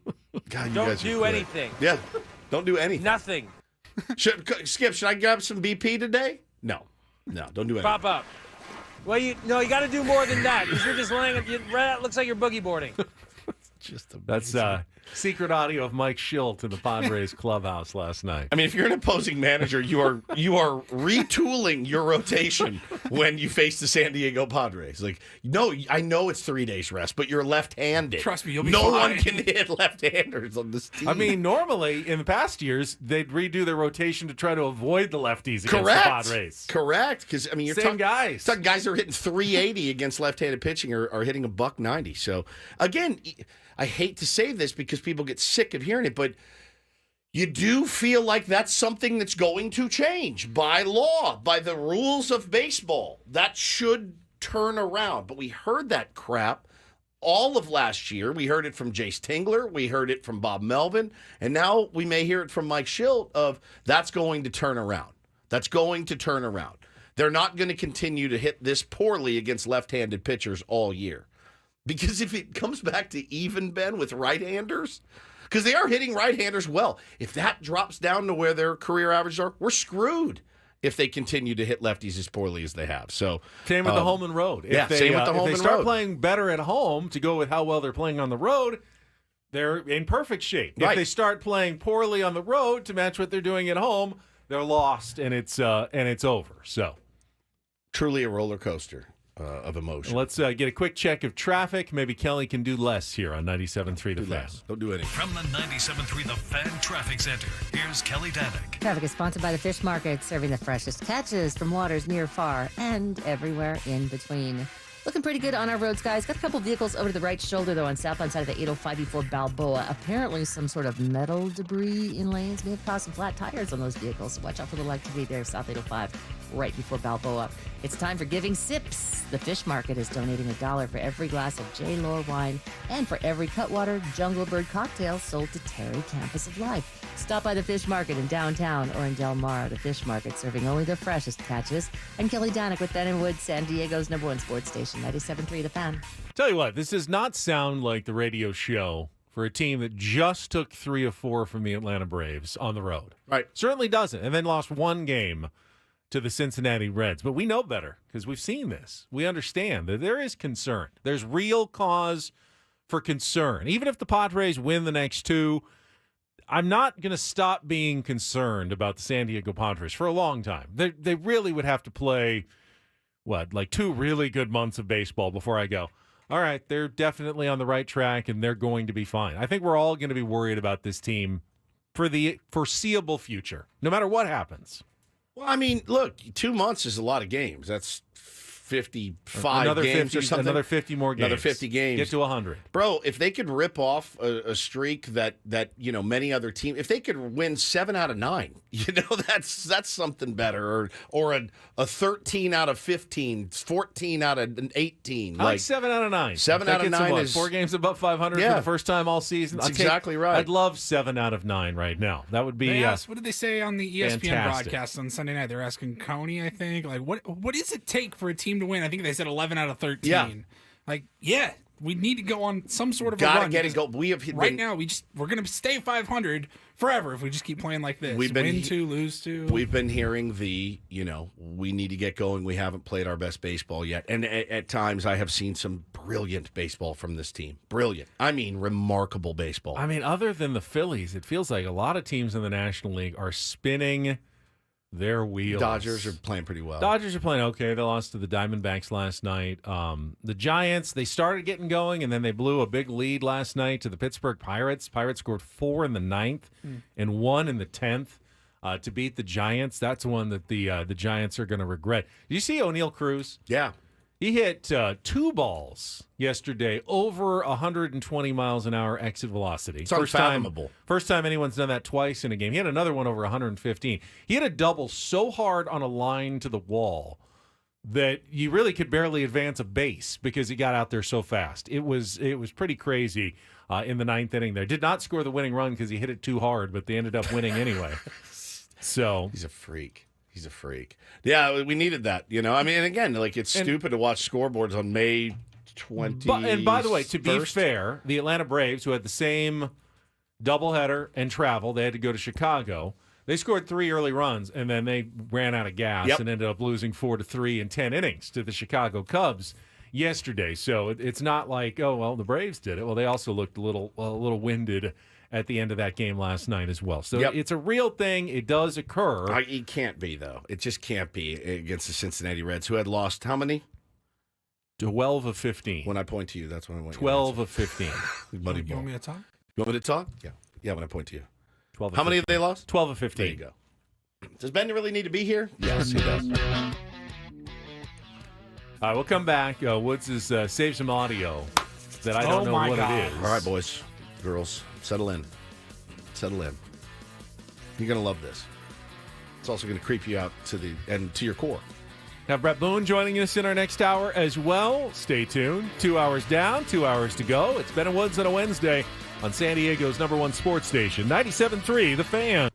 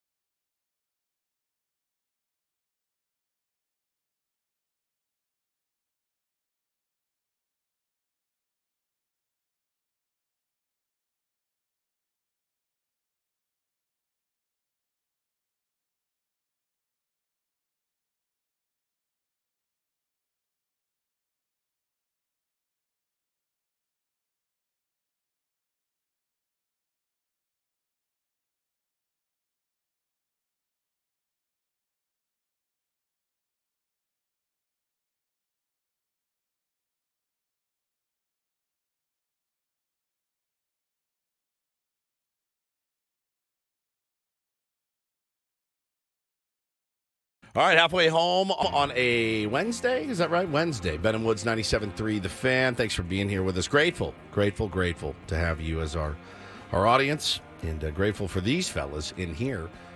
Paul Reindl, executive producer, and Ben Higgins, friendly neighborhood sports anchor. I'm grateful for you guys because you're my friends, and everybody needs a friend. All right? That's where I want to start with this entire segment. Everybody, See what you did there. Everybody needs a friend. Everybody deserves to have somebody in their life that they can count on as a friend. I know it doesn't always work that way, though. And I came across a video on Twitter. It was from Historic Vids, which is an account I follow. Seen that account. Yeah, it's cool. It's cool. A good aggregator of videos that have come out over the years, and I was struck by one. And it's called The Rent a Friend. The VHS friend for lonely people. Came out in 1986, and there's a little follow-up here. I'm going to read you the description. In the late 1980s, a unique and somewhat quirky concept, emerged to combat loneliness. Rent a Friend. This VHS tape was designed to provide companionship to those who felt isolated or lonely. All right, Pre-internet. that's good. Pre-internet. The idea was simple but novel. A video featuring a friendly, engaging person who would talk directly to the viewer, simulating a personal interaction. The star of the Rent a Friend was Sam, a warm and personable character who would engage in friendly conversations, ask questions, and offer supportive comments. The tape was structured to make the viewer feel like they were having a genuine conversation with Sam, who would talk about a variety of topics, from everyday life to hobbies and personal interests. So I watched the little clip that they sent out, which wasn't super long. And I, within 1 second, was like, all right, well, that's coming to the airwaves on Wednesday. Sent it to Paulie. Well, first I went on the deep dive that I always do, and I found out that Sam actually is his character played by Ben Hollis. But this is not a skit. This is not a Tim and Eric type situation. This is not a Saturday Night Live bit. This actually happened. It went out in 1986. People bought it. I don't know how many he sold. 6, Genuinely 7. lonely people looking for companionship. So you bought this VHS tape. So maybe you saw it in a Rolling Stone magazine. You sent in your money, and it showed up at your house. Now, I did the deep dive. This thing is 43 minutes long. All right? It wouldn't be much of a friend if he only came over for like 4 minutes and then it was done. He'd actually be a perfect friend. If he came over for 4 minutes and then left. Be the best friend. The best friend you've ever had. So I put it on. I made it about 2 minutes. And I said, that's it. I don't need to hear any more. That was all I needed. So, Paulie, if you would, and we can talk our way through this and comment. So it's Rent a Friend. Oh. Starts a little. Oh. Hi, I'm Sam, and basically I'm here because I want to be your friend. How's that sound? And if you're not watching us on YouTube right now, where we are playing the video, if you're just listening, it's just a guy in a chair, sweater, in a chair, also with a license plate. I was going to say next to him. His decor is a little odd. He's got a lamp on a table and then an Illinois license plate in front of the lamp. And the only letters that we can see on the license plate are yuck. Yuck. YCK. All right. So here we go. Great. I'm in a really good mood, and I hope you're feeling good too, because this is really neat. I mean, I've been looking forward to this moment for quite some time. I mean, I'm honest with you here.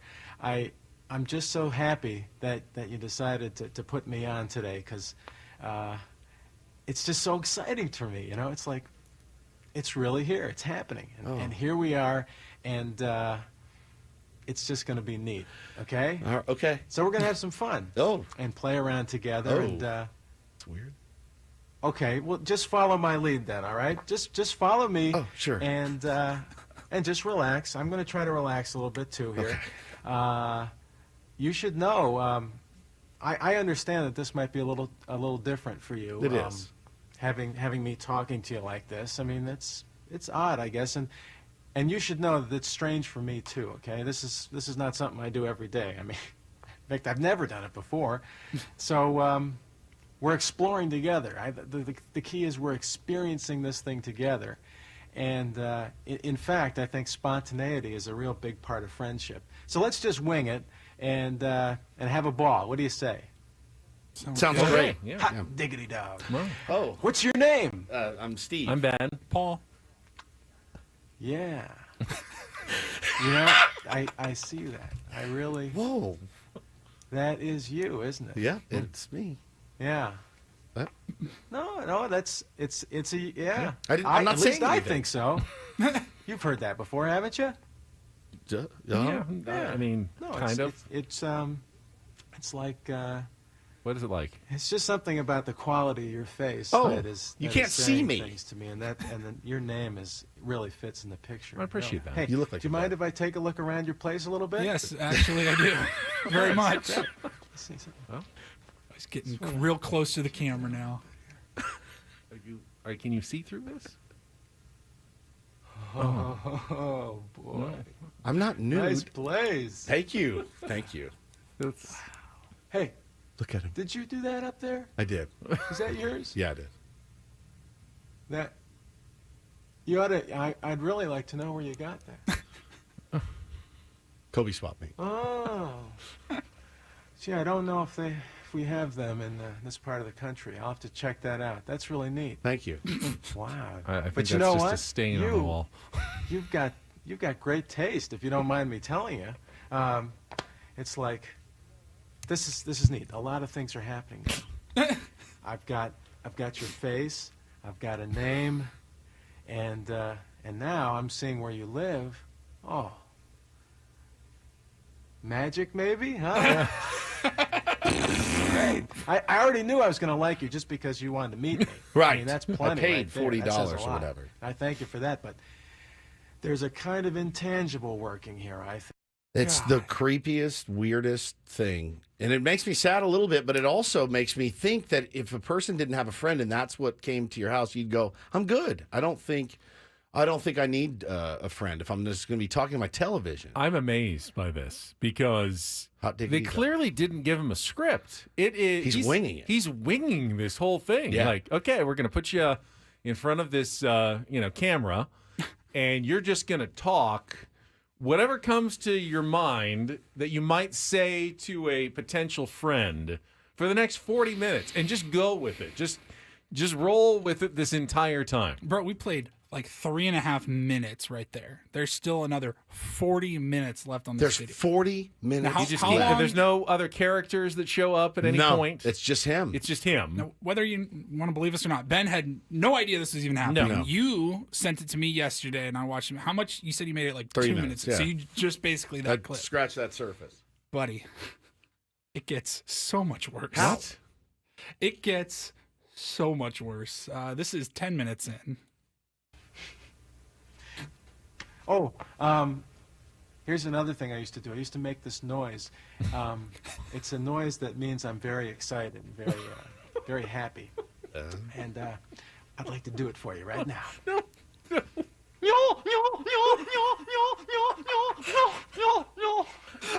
What in the right F is that? But I was a kid, remember? I was a kid when I was doing this. This is the kind of noise I made when my sister's dates would come to the house. They'd knock on the door. I'd run downstairs and be excited to greet them.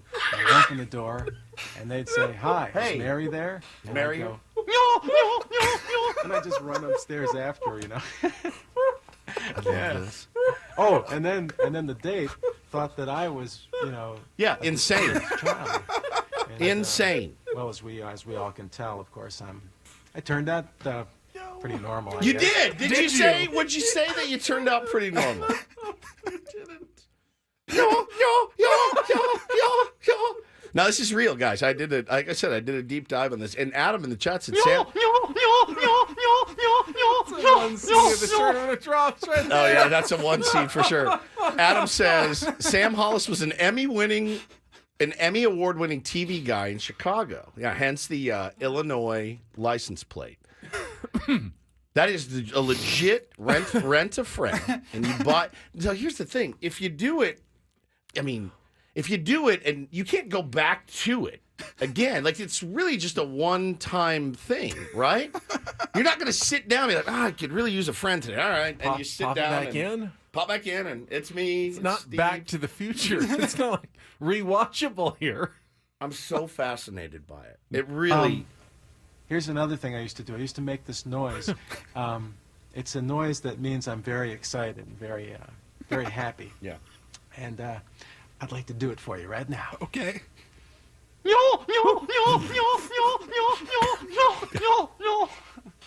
I mean, isn't that nuts? That's the creepiest thing I've ever seen. Imagine being on like mushrooms or something and watching this. There's just no way. How much did he get paid? I don't know. this? I mean, I think this is him. He directed it and he starred in it. Came out in December of '86. Adam said, I remember the video was on all the TV shows like Larry King and others. 1986 was an interesting time. An interesting time. I couldn't. So I at some point I'm driving out to Joshua Tree tomorrow. I may just listen to the whole thing on the way, just to drive myself insane. And they'd say, "Hi, is Mary there?" And I'd go, and I just run upstairs after her, you know. Yeah, he's like, I turned out pretty normal. Did you? You're talking to a camera. He's active. Like he's active. He's still alive. It says he has an active Facebook. Everyone's diving down the Sam Hollis rabbit hole right now. But I just thought I need him on the show. I don't know, tomorrow. Stat. He is it's genius. It is so genius, and I just can't believe that it actually existed. And people paid money for that. What did he sell? Like 4 of them? I don't know. People said it was like had national Yeah, advertising. Oprah Larry interviewed King him and stuff. Like, I mean, Oh, hot. I like when he says hot. What's your name, Steve? Hot diggity dog. It's my favorite, man. I love it. It's this year's carving guy. I think he's better. And we haven't even gone through. I mean, I'd like to play the whole 43 minutes. I think people would lose their minds. We already had some piss pants in the chat about it, but used to that. Incredible. If you can't appreciate that, I don't know what to tell you. I want to be your friend. How's that sound? It's so Very boring. It sounds disturbing. terrible. Actually, Very disturbing. It sounds absolutely terrible. Oh man, Isn't that great? I didn't know I needed that, but Ben thank Hollis. you for that. You're welcome. I appreciate that. Yeah. All right, we're going to take a time out. We got Bret Boone joining us at the bottom of the hour. Some more thoughts. Is that the cue to call to win some tickets? Oh, Yeah. yes. Yep. Yes. Paulie told Okay. me there was one. All right, so the that next time you hear this clip, can we hold? I don't know that you can hold off that long. I mean, Don't call now. Can Paulie keep his finger off the button long enough that the next time you hear that, you're going to call in to win Padres Yankees tickets? Yeah, next time you hear that. 833-288-0973. That is your cue to call between now and the end of the program. Padres Yankees tickets for this weekend series at Petco Park. We'll be back after a check of traffic. You want to be my friend? On San Diego's #1 sports station, 97.3 The Fan.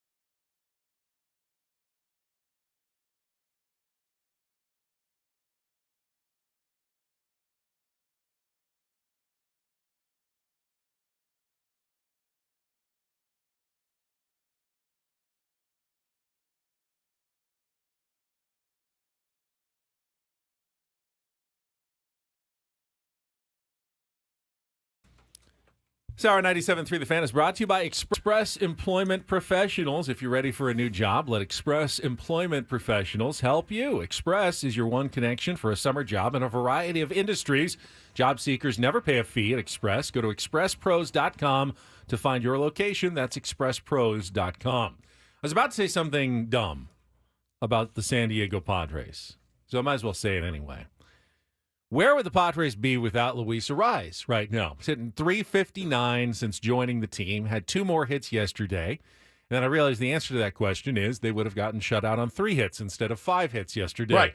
Without Luis Arraez, he didn't make a difference, even though he is one of the guys who is consistently producing for the Padres in the lineup.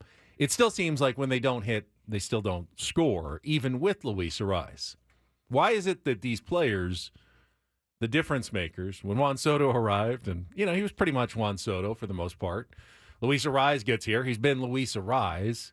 Yeah, maybe that narrative's dying. It doesn't make the team better somehow. You get better players who perform, and yet the team doesn't seem to get better with the better players that they're adding to the team. Now, you could say, well, he can't pitch. Pitching hasn't been the problem. The Padres bullpen has allowed 1 run in 17 1/3 innings on this road trip.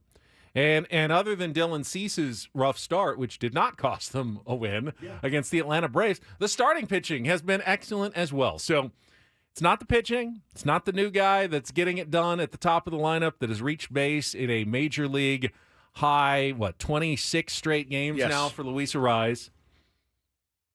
Why doesn't this team perform better with better players who are performing better? And again, we talked a lot about the stars needing to be stars. That clearly is the case. Bless you. Thank you. But it also doesn't give us a lot of room to discuss. It's not a topic that lends itself to debate. Yes, Manny needs to be better. Yes, Fernando Tatis Jr. needs to be better. If they're not, what are you going to do about it? Nothing. What do you do? You can't trade him? Nope. I know people say, trade Manny. To who? For what? Send him down. Send him down. What? Think that through. Take that to its next step. Okay. Make it known. However, a GM makes it known that a player is available in trade with your back channels or your Discord for GMs or whatever they do. Yeah, Manny's on the block. Okay, I am now GM of another team. What are you thinking about that right now? Okay, well, we know what his contract is. You always want to trade a guy when he's scuffling, too. That's always really good for the return with a massive contract. Always. It's still Manny Machado. Right, I'm not laughing at Manny and saying he has no value at all. He's a phenomenal defensive player, and you can believe he will come back to maybe some of his career averages. But you're also going to go, I'm not going to offer the Padres anything great for Manny right now. No, and it's absurd to even talk about, really. It's not going to there's happen. This is my point, is that there's no conversation really to be had between AJ and other GMs. No, and I'll tell you, as far as Mike Schilt goes and AJ Preller and everybody else in the organization, hey, can you go today? You can? Great. You're in the lineup. That's how it goes. That's really it. Need anything? And that's how it's going to go. That's how for it's going to go for the next 10 years. Yeah, at least 7 to 8 years. If he continues to struggle for 6 or 7 years, at some point you do have to make a move. But we're, again, still 6 or 7 years away from that. You really, really have to just plug him into the lineup until your kids are in high school. Yep. And then if it's not working, we can make a change. But your kids are 6 and 4, and you're not making a change until they're probably getting ready to go to at least junior high, if not high school. That's crazy to think about. This is the Padres core while your children are growing up. This is them. They need to perform. You can swap out coaching staffs every year or so. You can't do it on a whim, just on a daily basis. Padres didn't score any runs. Time to fire the hitting coach again. You can swap them out every year if you wanted until you find the right coaching staff to unlock, the talent of the talented players. But ultimately, it's just going to be on them to perform. And I know that they want to, but it's not happening right now. Yep. Yeah, and really, it's kind of what it boils down to. And I think I said it yesterday. You're in Cincinnati. Great place to get the sticks going, right? Great place. No. What do we get? How many hits? 5. 5 hits. All singles. When I point to you? 5. Yeah, 5. I have no solutions. 0. None. Hit better. That's it. My only solution is hit better. I mean, that is my only solution. I don't know what to say. Mix the lineup up. You've done that. You hit Mike Schilt really after starting the season pretty bullish on Xander Bogaerts in the leadoff. We've seen Xander bat as low as 7th at times, 6th, 7th. Yeah. So I think you've moved your better hitters. You're performing guys up. Erickson up to 3. Arise is at the top of the lineup. You've done what you can in terms of lineup construction. You don't have other guys who are like knocking at the door going, hey, we've got to get this minor leaguer into the lineup. No one on your bench has certainly made the case for being an everyday player over anyone you're playing right now. So there's nothing you can do. Just got to get hot. That's it. I mean, that's really all you can do is just hope they get hot. But both of them are going to continue to play good defense. That's something, if not, it's not worth $30 million to just play good defense. But yeah, man, those guys got to perform up to their capabilities. And again, the left-handed thing is confounding, and it's not just those two. It's everybody in the lineup. Nobody's hitting, except for like Profar's hitting left-handers pretty well. That's it. And that's it. Yeah, but Hassan Kim's not hitting lefties, and that's something I expected them to absolutely eat. The left-handed thing is confounding. The home road thing is confounding. The record versus winning teams versus losing teams thing is confounding. The San Diego Padres 2024 are confounding. They are. In many ways, like the 2023 Padres were confounding. It's funny looking back at it. The 2021 Padres were confounding. And let's be honest, for a lot of the season, the 2022 Padres were kind of confounding. You look at it, looking back at last season, and now you look at it and go, okay, well, it's not that confounding when you had a 7, 8, 9 made up of who last year? Trent Grisham, Austin Nola. We were a really top-heavy lineup. We're a friggin' more balanced lineup, at least on paper, with the guys that are our core, just not performing. But the bottom of the order, last night notwithstanding, they were terrible. 1 for 19, I think you said. But, man, with Luis Arraez setting the table, you feel like you should score in the first inning every single time. The guy's on base at a 400 clip, and if he's not, then Tatis gets on. But they're just not performing, those guys. And I can hear the screaming in my ear from here that they're not confounding. They're just not that good.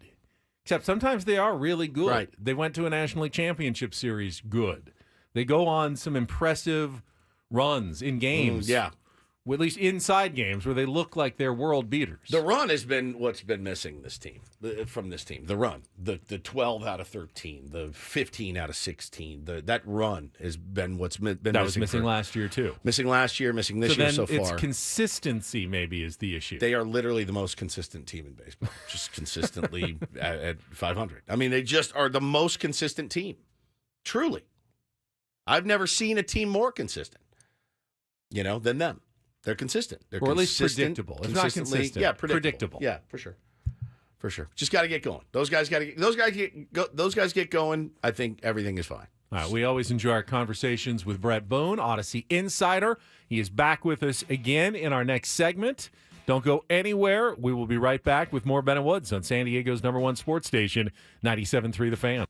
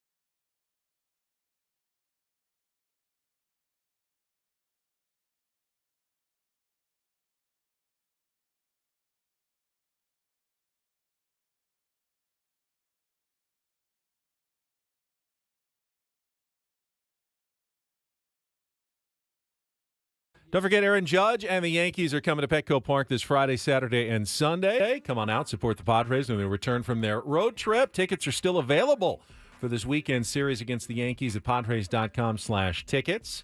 That, of course, means our next guest's brother is going to be back in San Diego this weekend. We got Bret Boone standing by, getting ready to chat with Booney right after a check of traffic here on 97.3 The Fan. From the 97.3 The Fan Traffic Center, here's Kelly Danick.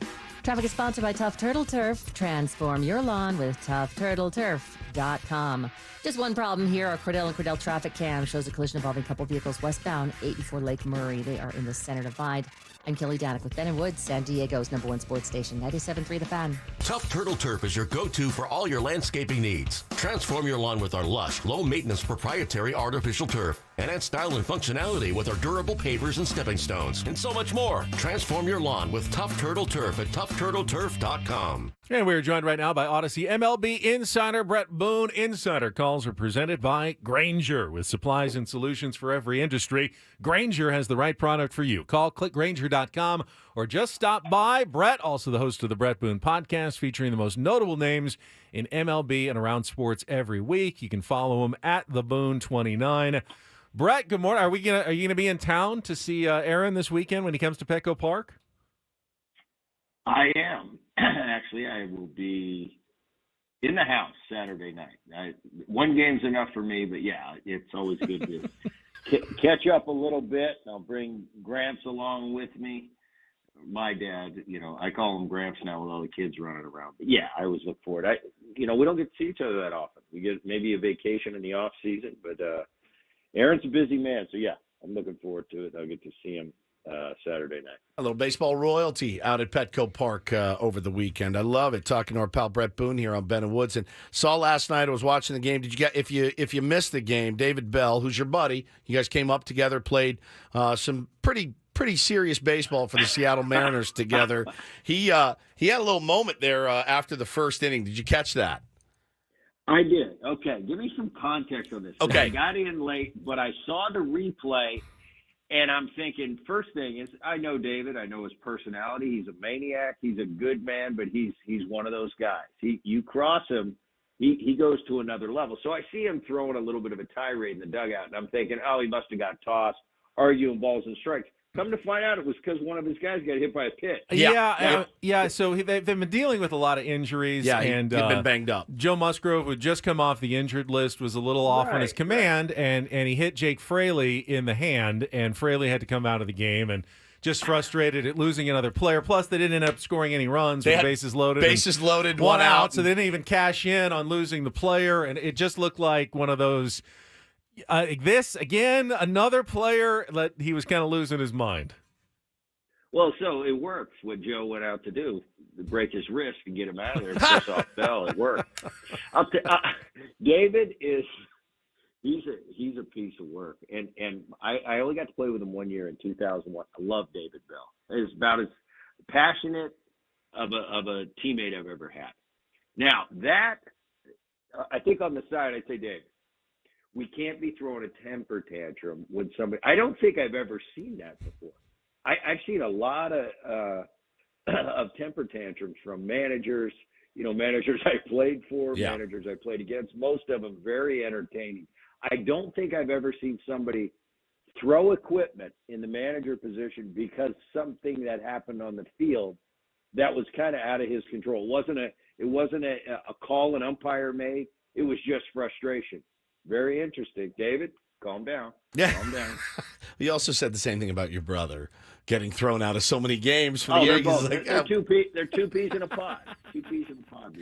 I got an interesting question here, at least in my opinion, Bret. So you take it for what it's worth. I'll let you know. This San Diego Padres team certainly is interesting, and I think we're trying to drill down and find out what the problem is.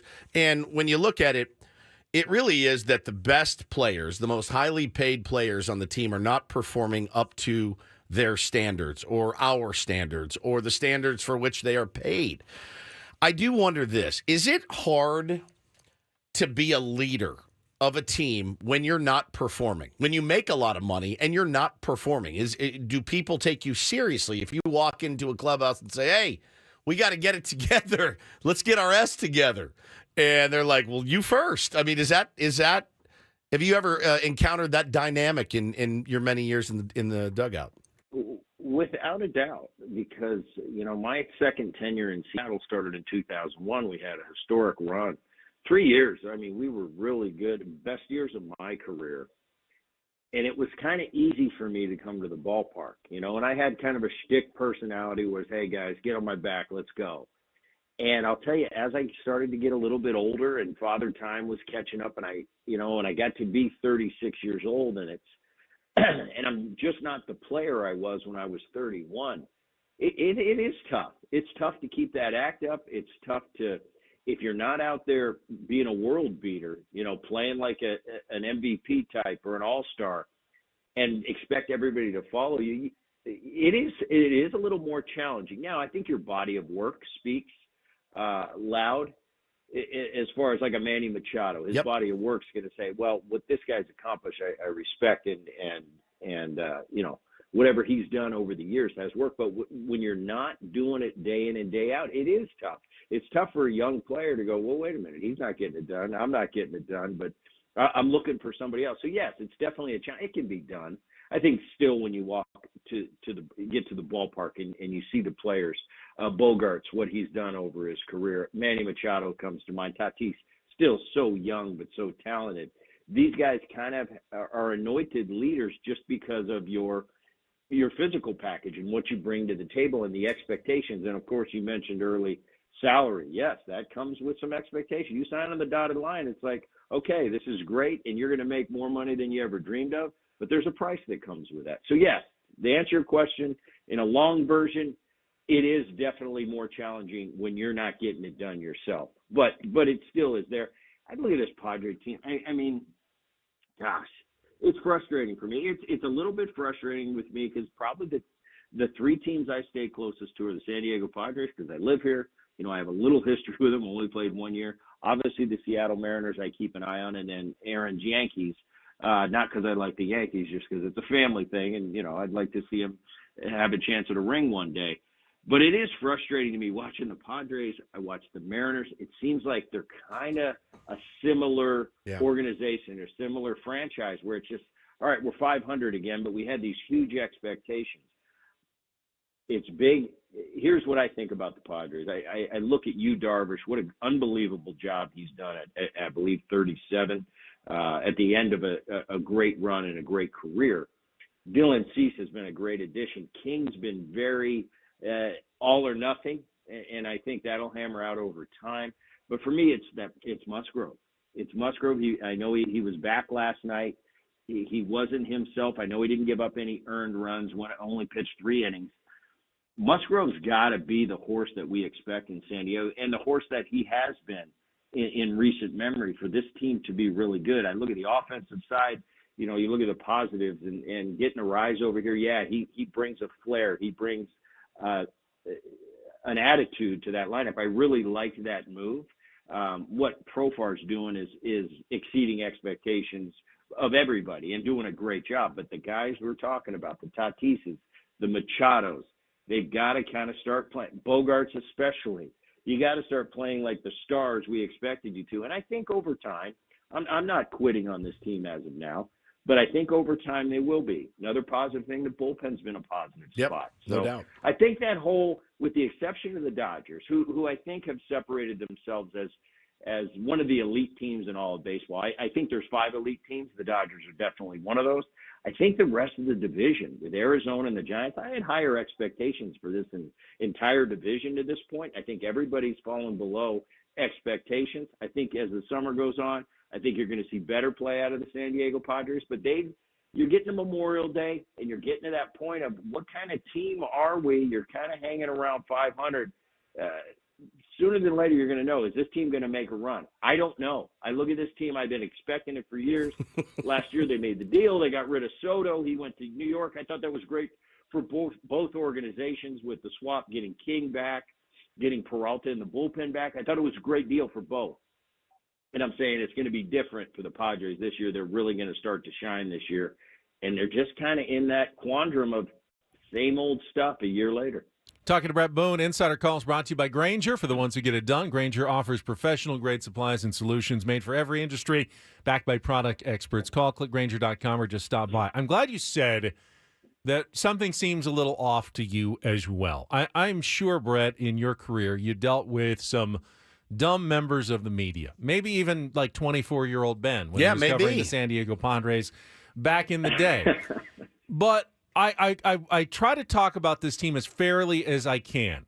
And Mike Schilt can come back, and he comes on every Friday, and he can say accurately, we've won 5 of our last 6 series. We have a better record than 9 other teams in the National League. We'd be in the playoffs today if the season ended. And I know all of that is true, yet my gut still tells me that even though they lowered payroll by so much, that this is not a team that is playing up to their potential and up to their capabilities. How do I fairly – you're a ball player. I mean, what's a fair standard for the media to be expecting of a team? And, like, understand, I know it's a tough sport. I know guys go on slumps. I'm not dumb. I do understand that. I'm not trying to get them, but I also want to represent the fans and be fair and say, I know you guys have better in you, though, at the same time. Without a doubt. And as a player – you sign the contract, and I mentioned it earlier when talking about leadership. You sign the contract, and in today's game, and the blessings are on top of blessings about the amount of money that we're able to make as professional athletes in 2024.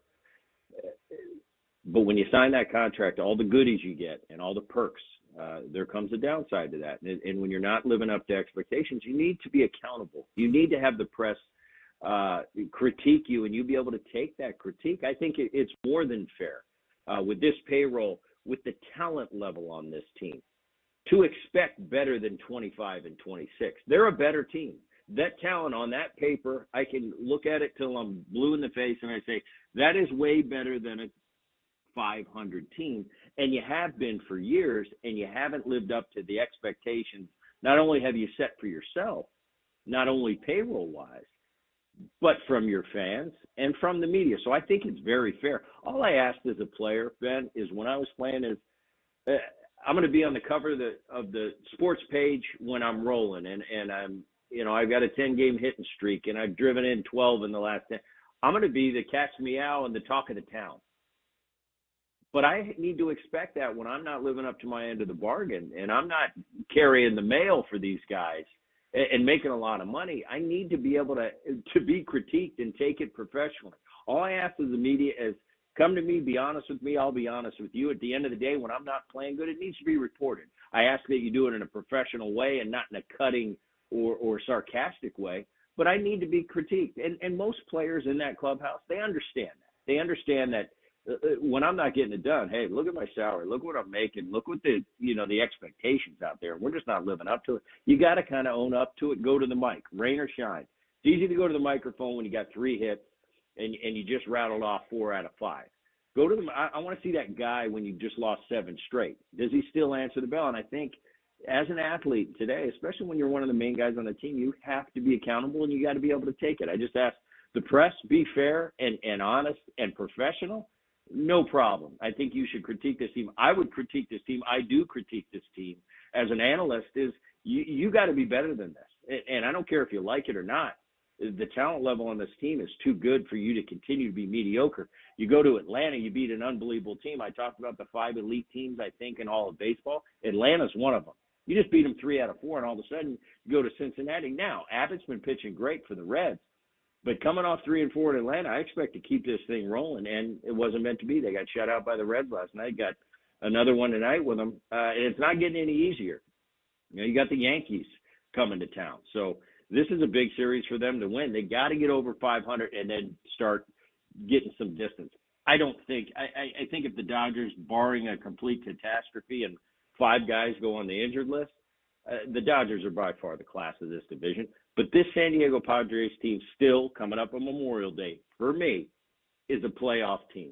But they need to show that they're going to be better if they get to the playoffs, just if they're going to even be a factor in that postseason tournament. It's so funny, though, in the last one, Bret, I mean, you watch them play against the elite teams, and they play better. And that's the thing is, like, people are saying, well, man, hey, that's why you get in the playoffs and see what happens. They've proven they can beat these better teams, the classes of the National League. No problem. No problem. Dodgers, no problem. Cubs, no problem. The Braves, no problem. Here we go. The Reds, the Rockies, the thorns in our side. So certainly makes for that's the thing. That's the thing, though. The Rockies. You get swept by the Rockies. That's unacceptable. Right. Like given Knight, an Abbott last night, he's got a mid-2 ERA. He's pitching great. Great pitching stops, great hitting. But you can't have that Rockies debacle, then beat the Braves, and now you're in this position. They need to play better. Brett, Agreed. really appreciate Thank it. you, Great stuff, as always. And I feel I'm not crazy. Fans aren't crazy. Bret Boone, who knows baseball, says this team should be better than 500. No doubt. We're not imagining that. Appreciate it, Brett. We'll talk to you again soon. Thanks, Boone. Thanks, guys. That is Odyssey. MLB Insider Bret Boone. Insider calls presented by Grainger with supplies and solutions for every industry. Grainger is the right product for you. Call clickgrainger.com or just stop by. I forgot to ask him again who he had on this week on the Bret Boone podcast. We'll look into that. Make sure you check it out on the Odyssey app and get all of his conversation. I feel like it was a non-baseball player, someone from outside the normal circle, if I remember just in the back of my head, seeing something this week. Phillies GM and not outside current the circle. color commentator Ruben Amaro Jr. Okay, right. That was an inside the circle guest. Yes, then. But very either much way, so. always good stuff with Bret Boone, and he will be at the game on Saturday. So if you see him, say hello. Last week he had Drew Bledsoe on That's following who it was. the roast of Tom Brady. That's who it was, Drew Bledsoe, that I saw on the Bret Boone podcast. Knew there was something in my mind about Bret Boone and a guest that was not baseball related. He gets some good ones.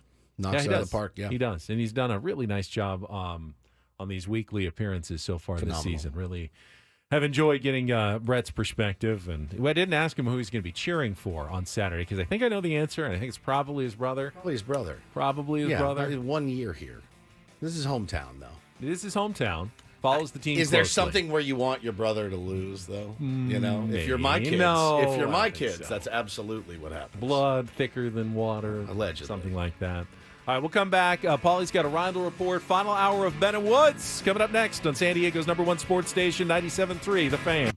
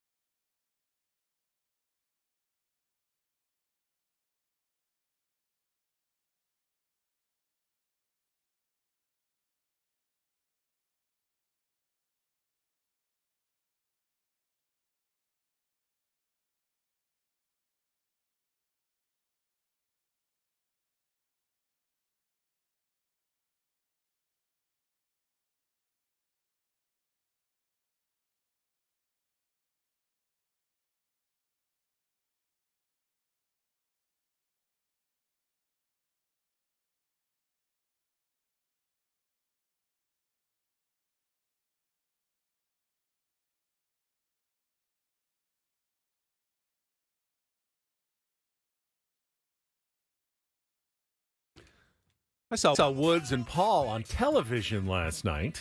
Welcome back. Ben and Woods, final hour on 97.3 The Fan. This hour of Ben and Woods is brought to you by Prize Picks. Prize Picks is, great. Join the biggest moments in sports with Prize Picks. Pick your players, pick your stats, pick more, pick less. It's that easy. Must be present in certain states. Visit prizepicks.com for details. Don't forget you're listening for our special sounder to call in to win Padres Yankees tickets for this weekend's series. 833-288-0973. When you hear it, and you'll know it when you hear it. Even if you weren't listening earlier, you'll know it when you hear it. Yes. Well, okay, let me be more accurate. I put you guys on television last night. Oh. Because I played some of our Xander Schauffele interview from yesterday on our 5 o'clock and 6 o'clock newscasts. And now that we have the nice YouTube feed with video of all of us, and I didn't have video of Xander because he wasn't on Zoom. It was just the three of us sitting on camera talking to Xander. Now, I did not give you express written consent. Did you get your check? I did not get my check or any of this. We don't pay people to come on the news. The news is the news. It's Is it public? It's for public information and public good. Name, image, likeness? Yeah, it wasn't a sponsored segment. It was just the news. You made news, so you were on the news. And the news was you interviewed a major championship-winning golfer. I only put this up for like 3 or 4 seconds, and I covered it with Xander holding up the trophy and stuff. But did see you on television. Did anyone else see you on television? I did not heard anything. All right. It's good, though. Now that we have, video, we can use that when, television appearances call. Like I mean, last night. you should be cross-promoting Ben Ben Woods more. Are you mad? It was a great cross-promotion. No, I'm not mad. I don't care. You don't mind that I put you on TV? I really like being on TV. I don't really like being on camera here, but I do it because I know it's important. Taking one for the team. Exactly. I would have liked to keep a little bit more mystery. You know me, not very forthcoming about my life and whatnot, so... More mystery, the better. Very private person, yes. I feel like we don't play to the cameras too much. They're just I sometimes forget it's there. Here. I do too. Because as I'm chewing a pen or, gnarling on a cord, picking my nose a little. Yeah, it happens. Yeah, it does. Over 4 hours. It's different when you're doing like a short segment on television and you're in a studio and everything. But here, they kind of fade off into the background a little bit. Yeah, you're just kind of sitting with us. Diesel says, Ben finally plugged Ben and Woods on the TV. Yeah, it's only been like 6 years. I plug it every single week. Do you? Yeah, at least once. Once a week? At least once a week. How do you do it? I usually on my Sunday show, because I've got more time, I will always end or put at one of the segments, hey, you want more Padres talk? Make sure you join Ben and Woods weekday mornings from 6 to 10 on 97.3 The Fan on the radio. I do feel like Paulie and I have really soiled the bed by not recording every new and analyzing every news hit or every sports hit that he does. I feel pretty buttoned up when it comes to those segments. I get it, but you know me. What is my favorite thing to do in the world? Pull on a thread. If I could just get one little nugget that I could get, but I just don't have the time or the inclination to record it and go back through it every single day. Like last night, we had some prompter issues, so I had to start ad-libbing my highlights, but I'm pretty good at it. So you did? Yeah, the prompter just froze. Next time that happens, bring that. Yeah. And then tell us that, and then we can pick it apart. I would hope you really wouldn't have noticed much of all. It wasn't quite as perhaps well-crafted in terms of what was going on. I was just started describing what I saw on the screen. But, you just got to adjust when that happens. Somebody said, do you say that you like things on TV? Rarely. No. I like that. Rarely. Yeah, all right. Because it's usually scripted, and I don't type out, I like this. That's more of a natural instinct for me, that I like things.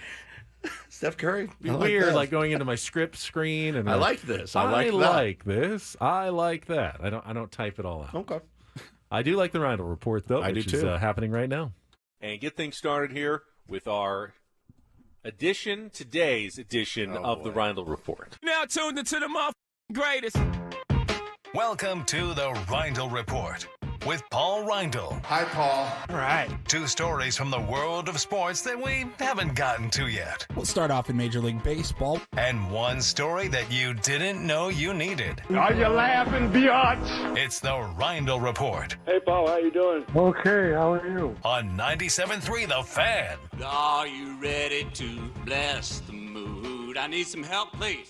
That was good. Can I get a oh yeah? Oh yeah. All right.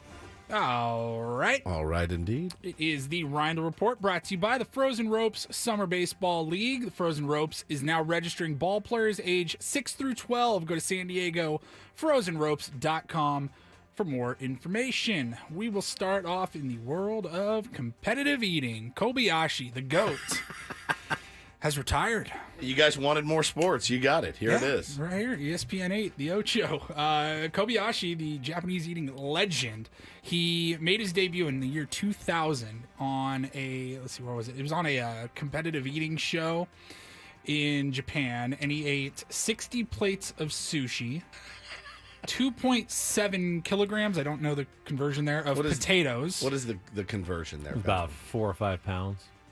And 16 bowls of ramen. He had all of that in one sitting, and they thought, well, this guy should be... You should be a competitive eater, kid. Yeah. It's like watching Babe Ruth hit home runs at the orphanage. Hey, you should be a baseball player. You, son, should be a competitive eater. You know, prior to Joey Chestnut taking the throne, Kobayashi had won 6 straight Nathan's hot dog eating contests, and he's calling it a career. He made an appearance on a new Netflix documentary called Hack Your Health, The Secrets of Your Gut, and doctors discovered that his brain had literally become repelled by highly processed foods. He said, for the past 20 years, I've been in this field. I worry about the consequences of my decision, but most importantly, I want to repair my brain and gut. He has just kind of lost the appetite. That's why I quit competitive smoking after so many years. So I'm kind of mad because we were robbed of what would have been one of the great all-time rivalries in competition, if not sports. Joey Chestnut versus Kobayashi. Yep. They only went head-to-head a couple of times at Nathan's, and then Kobayashi got into a dispute with a Major League Eating and boycotted MLE, and he broke off on his own. So it's like PGA Tour and Live. We never got to see the best 2 eaters really in their prime keep going head-to-head. It happened a couple of times. Joey took the crown, and then Kobayashi got arrested in 2010 for showing up even though he wasn't a competitor. And that was it. We never saw him again at the big major of the year, the Nathan's famous on 4th of July. I think if you're going to address the MLE, number one, Rob Manfred, that's better suited for him than MLB. The MLE, I think, is really got his name on it. 2, you got to end these blackouts. Number 2 for MLE. It's getting ridiculous having to pay for so many services to see grown men eat. Robot judges. Robot judges would be much better. Fantastic. 100%. Or at least a challenge system. So you pat your belly. I mean, the technology's there. Let's get these the calls technology's there. They're doing it in dorm rooms across the country. Pat your belly. I would say, out of all of the sports, that's a better fit for Rob. You realize that at some point, if your job is competitive eater, you're going to have some health problems. I know the competitive eating, but you can't just do that for years and years without doing permanent damage to your body. What did Kobayashi say? You couldn't smell food anymore? Oh my God, dude. Lost the sense of smell? All for some glory, man. All for that. That guy left it out on the field. Yeah. His whole life. All right. We got a couple of stories here tied into one surrounding the NBA's future with their broadcast. We played for Do This, we played Ernie Johnson's acceptance speech at the Sports Emmys yesterday, and you could kind of hear it in his voice. There's been so much speculation. What's going to happen if TNT loses the NBA rights? Well, it looks like we know Ernie's not going to become a happen. bitter, sulking human being. Correct. At least he'll be okay. Yeah, he'll be fine. But he's also under contract with Turner, and he has, I believe, he said publicly, I will stay with Turner should the NBA move on. And so reports coming out this morning in the Sports Business Journal that the NBA is just finishing up the written contracts with Disney or ESPN and ABC, NBC, and Amazon. And that's going to be your new NBA broadcast. TNT will have them for one more year. So next season will be the last of Inside the NBA with Ernie and Chuck and Shaq and Kenny. End of an era. Those guys have been doing it for, 20 years? I refuse to believe it. And I know because Ernie's a good guy and TNT has treated him well that he says, oh, no, I'm not. I'm going to honor my contract. Dude, you got to let them TNT has to go Ernie, we appreciate everything you've done. And while we don't want to lose you, if they're all going, if Chuck and Shaq and Kenny are going to NBC, you need to go as well. And they need to let him out of his contract. They can do that. Contracts can be rewritten with the agreement of both parties and say, we appreciate your service, and we're going to do this for you so you can stay with those guys. And then NBC can pay Ernie a fortune as well to go along with everybody else and keep it all together. Because it's good for basketball. It's good for them. It's good for the fans. And if TNT doesn't have basketball, don't stick Ernie around just to, what do they have, like one MLB playoff series every year? Right. And that's all we're going to see You Ernie can contract for? out, No. Whatever. Figure it let out. Him go, let him go, TNT. Let him go. I don't know if that would be with ABC, with NBC, or maybe even Amazon, because they're getting wherever into the other sports. guys are going. Just But stay with them. keep the group together. Inside sources believe that ESPN is going to pay for the A package with the NBA, which is $2.8 billion a year. And that's going to give them the NBA Finals, the Conference Finals, the weekly primetime games, WNBA rights, pretty much what they've already had. NBC is going to step in, so you won't get the double headers on Tuesdays and Thursdays on TNT. It'll be on NBC, and that's I'm gonna have to $2.6 switch my whole schedule now, guys. So NBC, like the NBC Sports channel, or what? I don't know. They're not going to be on like those NBC, details NBC, yet. probably. No, probably not. But they are going to be launching a basketball night in America. You've seen it on Sunday nights during Football night in football. America, yeah. So after the NFL season is over in February, they'll be doing basketball night in America on Sunday nights. And then Amazon is also jumping in, going to have some games. They're going to have like the in-season tournament and stuff like that. First round of playoff games. And then yesterday on the Dan Le Batard show, they were talking about this, and they had one John Tesh on their show. And of course, he came up with Round Ball Rock, the greatest intro and sports intro out there. And he pretty much confirmed all of this, that the NBA is going to be moving to NBC. Has NBC reached out to you about reviving Round Ball Rock? They have, actually, yeah. Yes. They it's nothing firm, but they said, hey, can you stay frosty on this? It's like a Navy SEALs thing, because we'd love to talk to you about it. And we're actually talking right now about licensing it to them for the Olympics in Paris. Oh, which is always great. Yeah, I love. So we're actually going in at the end of June. We're heading to Nashville, and we got a full orchestra on hold. We're going to re-record it because it's the recording I think it still sounds great. But I wanted to make a few changes, maybe open up the middle, maybe open up the middle a little. That's what I was thinking. John Tesh is talented. He's got a great voice. Great voice. Get host Entertainment Tonight. Yeah. He's got musical talent. I mean, John He's Tesh really is got great. it all. He does, doesn't he? He's handsome. Yeah, he's handsome. And then finally, got a story here that Woodsy actually sent over. One of those trial restaurant things. If it works, it could expand. Yes.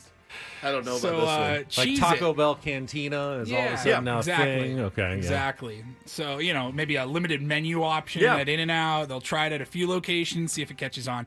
So in New York, where is this? Woodstock, New York, Cheez-It is opening up a Cheez-In diner, is what they're calling it. A diner devoted to Cheez-Its. Diner. And they're going to open it up like next week, it's opening this week for about a week, and it's going to give people the chance to mix in some Cheez-Its with their typical diner foods. So they're going to have the extra cheeseburger with a Z. It's a smash burger topped with lettuce, pickles, and an extra big Cheez-It cracker in the middle. I'd eat that. How about this? The Cheez-It milkshake. Yeah. The deluxe Cheez-It milkshake is a creamy vanilla shake blended with Cheez-It crackers, a caramel and crushed Cheez-It cracker rim. It's got a rim and at the topped top with of whipped Cheez-Its. cream. They also have a big grilled cheese. It's a cracker-coated Texas toast sandwich filled with pimento cheese, surrounded by a crunchy Cheez-It cracker crust. I never really thought of mixing Cheez-Its with anything else. Literally nothing. Cheez-Its are like the one cracker that doesn't need anything. You don't dip them. You don't dip them? Nope. You I just agree. handful and eat That's them, it. and they're delicious. All flavors, all of them. They're all good. I've never had a bad flavor or kind of Cheez-It, but I don't want it in my omelet. You know what I mean? White cheddar Cheez-Its are my kryptonite. They're so good. I mean, adding the crunch to the burger of the big Cheez-It is not the worst idea. But it's a big Cheez-It. We're going to have one big one. Other menu items. Cheesy with a Z again. Cheesy Chicky Tendies. Includes chicken tenders breaded in original Cheez-It crackers. They have fries, macaroni and cheese, biscuits, and also cheesecakes with Cheez-Its. It's a lot of Cheez-Its. That's a lot. I don't expect this concept to go global. It's a pop-up shop. Yeah. They do it for a week here, a week there. To get people like us to talk about it. They had one at Joshua Tree. I'm going to Joshua Tree tomorrow. Yeah, I just missed it by a year. It says here last year they had a convenience store, a Cheez-It themed convenience store in the desert. But this is the diner version now. Doesn't sound great to me. And Not I the like best. cheese. It's not the best. Thank you, Paulie. You're welcome. All right, I think the most obvious decision in the history of sports may have finally been made. We'll get to that coming up next with Bennett Woods after a check of traffic. Don't go anywhere. San Diego's #1 sports station, 97.3 The Fan.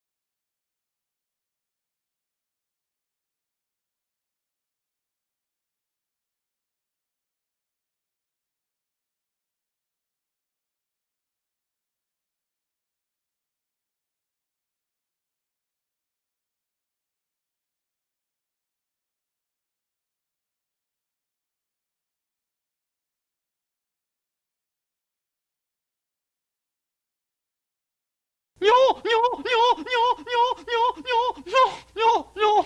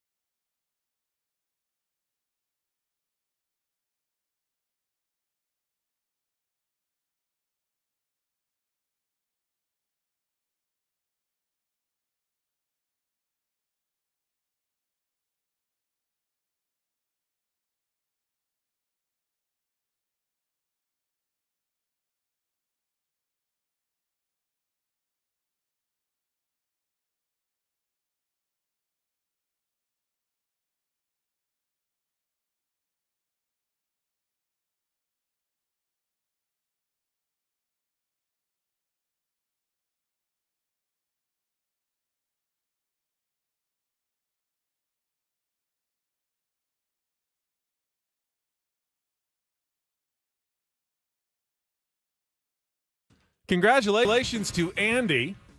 Heard the sounder during our break. In fact, a lot of people did on our YouTube chat. You actually startled people in the YouTube stream, Polly. They were not expecting that. Maybe Maggie's right. Maybe that drop does suck. No. Reminded me, though, yesterday Woods startled me in our Odyssey restroom. I heard about this. And I told Polly. How did you hear? Oh, you. When I walked out, Polly was there, and I go, Woods just got me good. Because after the show, we were leaving the station, and you walked off to the left to go work out at the gym. Good for you, being healthy. Thank you. I walked off to the right, and as I was leaving, I went by the bathroom. I said, I'll just stop in the restroom. And there was actually a couple other guys in there. Yeah. Not talking, but I just go to, do your business. Do my business at the urinal. Number 1. Yes. And all of a sudden, someone just comes up from behind me. I jump. My high goodness. as I can jump, which is not very far while I'm in the middle of number 1. 2 inches off the ground. And, of course, it's Woods who had come in. There's a separate entrance through the gym. So I didn't know he had been in the bathroom. He had gone the other way. I figured there's no way. So I'm thinking, did one of these 2 guys that I don't know just come up from behind me in the bathroom? And I grabbed his ass. I grabbed a handful of it. I did. Did you sneak into the bathroom knowing he was going to be there? There's the one door to the bathroom, but then there's an adjoining door, a different door that connects to the gym and the locker room. It's like bathroom, locker room area. Yeah, and then the gym. And so I put my stuff down. I was getting ready to work out, and I went, all right, I'm gonna hit the head first. And so I walked in, and I see our beloved Ben standing at the urinal, and these 2 guys again. They were at the sink, chopping it up, talking, blah blah blah. So I walk up. He does not deviate his eyes. His eyes are dead ahead. And I walk up next to him, and I just go, and I just grab a handful, and he goes, oh, and jump. What did the other guys do? They had just walked out when I grabbed his butt. Okay, so I was walking by the bathroom, the main door, was walking down that hallway, and I heard the door open, and those other guys had walked out. Yes. And so I let them go, and then I did hear a loud noise. Yeah. Like I heard a scream in the bathroom. Yeah. That was me. What the hell? I was laughing And then so 10 hard. seconds later, Ben comes strolling out. He goes, Woods just got me. I Good. got him so... don't worry, I've got my meeting with Odyssey HR at 10:30 after the show today. Look, man, it was... Ben File was my complaint. looking caked up there at the urinal, and I couldn't control myself. Sorry. I did. I grabbed a handful. I mean, when you're not expecting anybody to be in that bathroom, and somebody grabs your ass, it's not. It's a very unnerving feeling. I'll say that.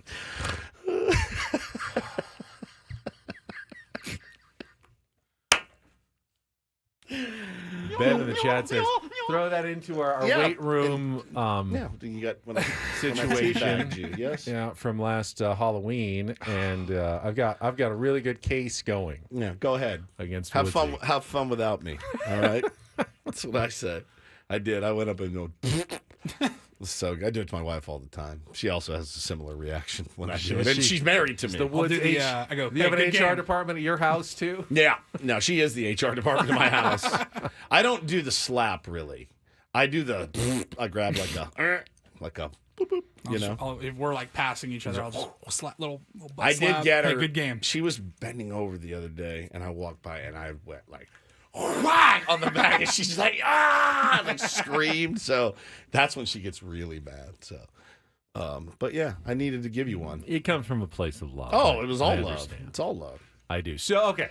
I teased this, so just quickly. The most obvious decision that we've all been waiting, 20, 25 years for. I saw yesterday that the NFL is going to test in the preseason a new optical targeting system, basically to replace the chains for the first down marker. So instead of having 3 guys with 2 poles and a chain go out and measure whether or not they've gained 10 yards, they're just going to have a scanning system that they can do it automatically. And like if the guy gets 10 yards, the ball is spotted. And if it was more than 10 yards from where the first down was, it'll just like a green light will go on and go, first down. You don't have to stop the game to have these guys with chains that were invented in 1921 when football started being a thing to come out and measure the most inaccurate system you can possibly do in the year 2024 they're going to try an optical system. And if it works in the preseason, they say,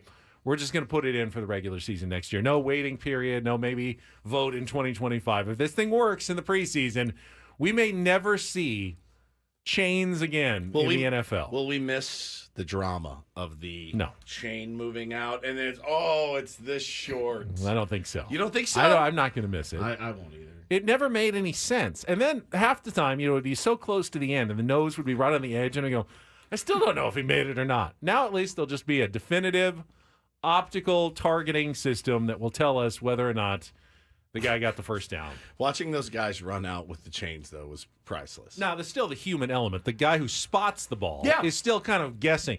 Oh, did he get it to the 32 and a half or the 32 and 3/4, based on where he was tackled and forward progress. And he'll still have to spot the ball fairly randomly. After he spots the ball, though, the targeting, the optical scanner system will take over and determine whether it's a first down or not in the preseason. Lenny said they just guess half the time or move it. You're right. I mean, this spot sometimes you're like, did he just give him an extra foot on that spot? It sure looks like it. And the chains come out. Do they even know that it's totally straight? They got to make sure it's got to be real straight. It's got to be taut. It's got to be straight. How much training did those guys go through to have that job of being on the chain gang anyway? It's those guys are like greeters at Walmart during the week, and then on Sundays they get to run out with the chains. Oh, yeah. There are at least, 80 to 100 really sad people right now who have a cush job. Yeah, cush. They probably got paid an obscene amount of money to stand there and have the best seat in the house right on the 200 right on the game, field. max. Is that for Max. even the NFL? Oh, yeah. I'm curious to know what the going rate was. I bet it get 500 a game. I held a light for ESPN Deportes one time. Well, media doesn't pay anything. No, but I was it was with ESPN Deportes. My buddy was a producer there and goes, hey, you want to come down to the new Texas Stadium, the nice one, Jerry World, and just hold this light. Like one of these, just one of these light for the guy that's doing the shtick, and you could stand on the sideline. I go, yeah. And I actually made it into an NFL commercial. You're right. Nice. How much? $75 $75 a game. They're just doing it for the access to the sideline. Paulie, look up NFL Ballet, and you will see your boy standing on the sideline from that game. But I made like $100 maybe to hold the light for ESPN. But it's cool. I mean, down on the field for a game. It was really, really solid. Yeah, Brandon says find that commercial. It's out there. NFL Ballet. It's from like 2000. I don't even know. But somebody went up to make a great catch that just slows down with me right there on the sideline. So, yeah, you find it? No. All right, I'll find it for you. I'll show you what it is. All right, we'll find it. We'll take a little time out. Final segment of Ben and Woods coming up. We can look ahead. Game 2 of the Padres series in Cincinnati. And once again, they've put themselves in the undesirable position of feeling like you got to win these next 2. Of course. Just like they did last week against Colorado. And we know how that went. So we'll get to that coming up next with Ben and Woods on San Diego's #1 sports station, 97.3 The Fan.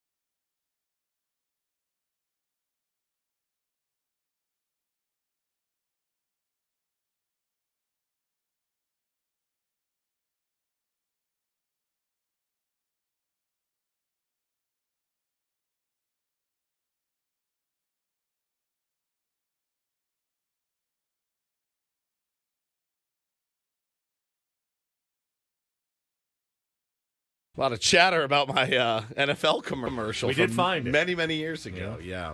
NFL ballet commercial. You really were on the sideline of an NFL game. Yeah, you can Google it. And my buddies used to call me and text me all the time when they would, because it ran all the time back then.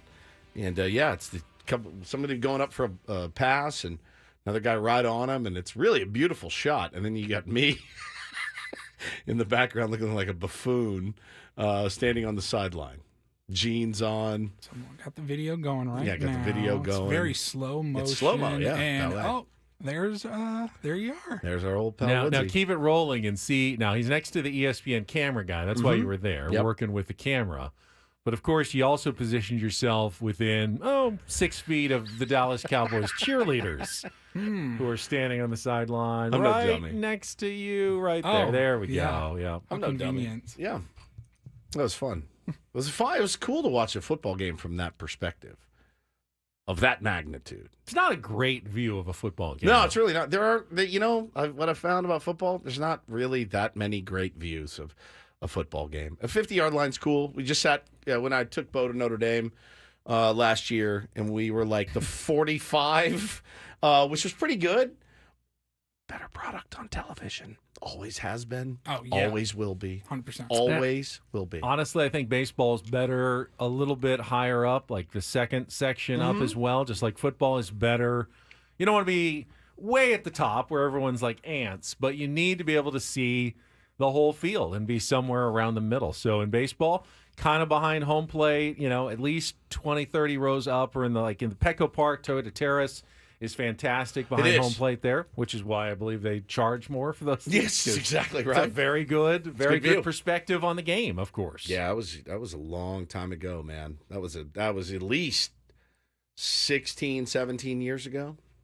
Yeah. So, but it was fun, man. Getting to stand down there was really cool. I mean, hearing everything down there from that low is pretty badass. I told you before, when I was in high school, I worked at the pro shop for the Seattle Seahawks, and game days were insane. Just sat at a register all day, selling jerseys or whatever. And on my lunch break, get 30 minutes, I would go grab some food and then just sneak down the tunnel and sit on the field and watch the game for 15 minutes. And dude, that was the first time I'd ever been that close to NFL players. And you're like, they look like vending machines moving at high speeds. It's truly bananas. They're huge. And the speed that they can run with and the agility and how quick they can just kind of move around the field. It's insane how they can move their bodies like that. I sat probably third row at an NBA game in Boston, at the Boston Garden with my dad.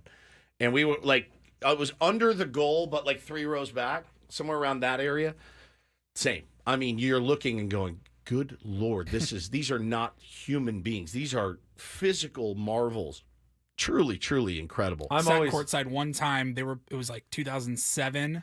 Sonics were playing the Orlando Magic. Dwight Howard was a rookie or something.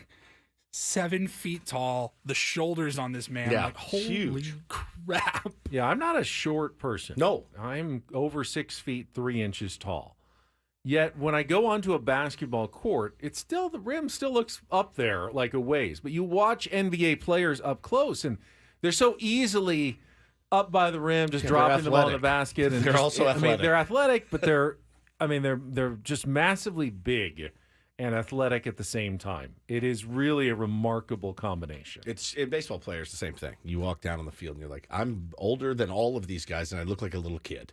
I look standing next to Joe Musgrove. I thought feel like Blake a little Snell was always the best example. I watched him on TV from afar, and you go, yeah, he's kind of a smaller dude, right? Skinny. No, he's he is not. No, 6'5". he is not at all. He's a big, strong Darvish. guy. Yu Darvish is big, very strong. Luis Garcia was one of the biggest human beings I've ever seen, and I stood next to him and I went, "Oh my God!" Have you walked past or stood next to Eniel De Los Santos? Yes, he's a tank. Freak. He's a tank. Yeah, huge. I saw him the other day in the locker room. I went, "Oh my God, he's a tank." Yeah, and it's like, well, no wonder they throw 97 miles an hour. Look how they're built. It's crazy. No, man, that was a cool. And people thing, make fun of baseball players for being the non-athletes of professional sports. No, they're not. Things have changed. Very athletic. Things have changed. Even the ones that the the kind of the jokey ones like the Bartolo Colons and the Heath Bells, the guys who have bellies, they're still incredible athletes. John Kruk, you think he wasn't an incredible athlete? Incredible. He was an incredible athlete. I think about like NFL linemen.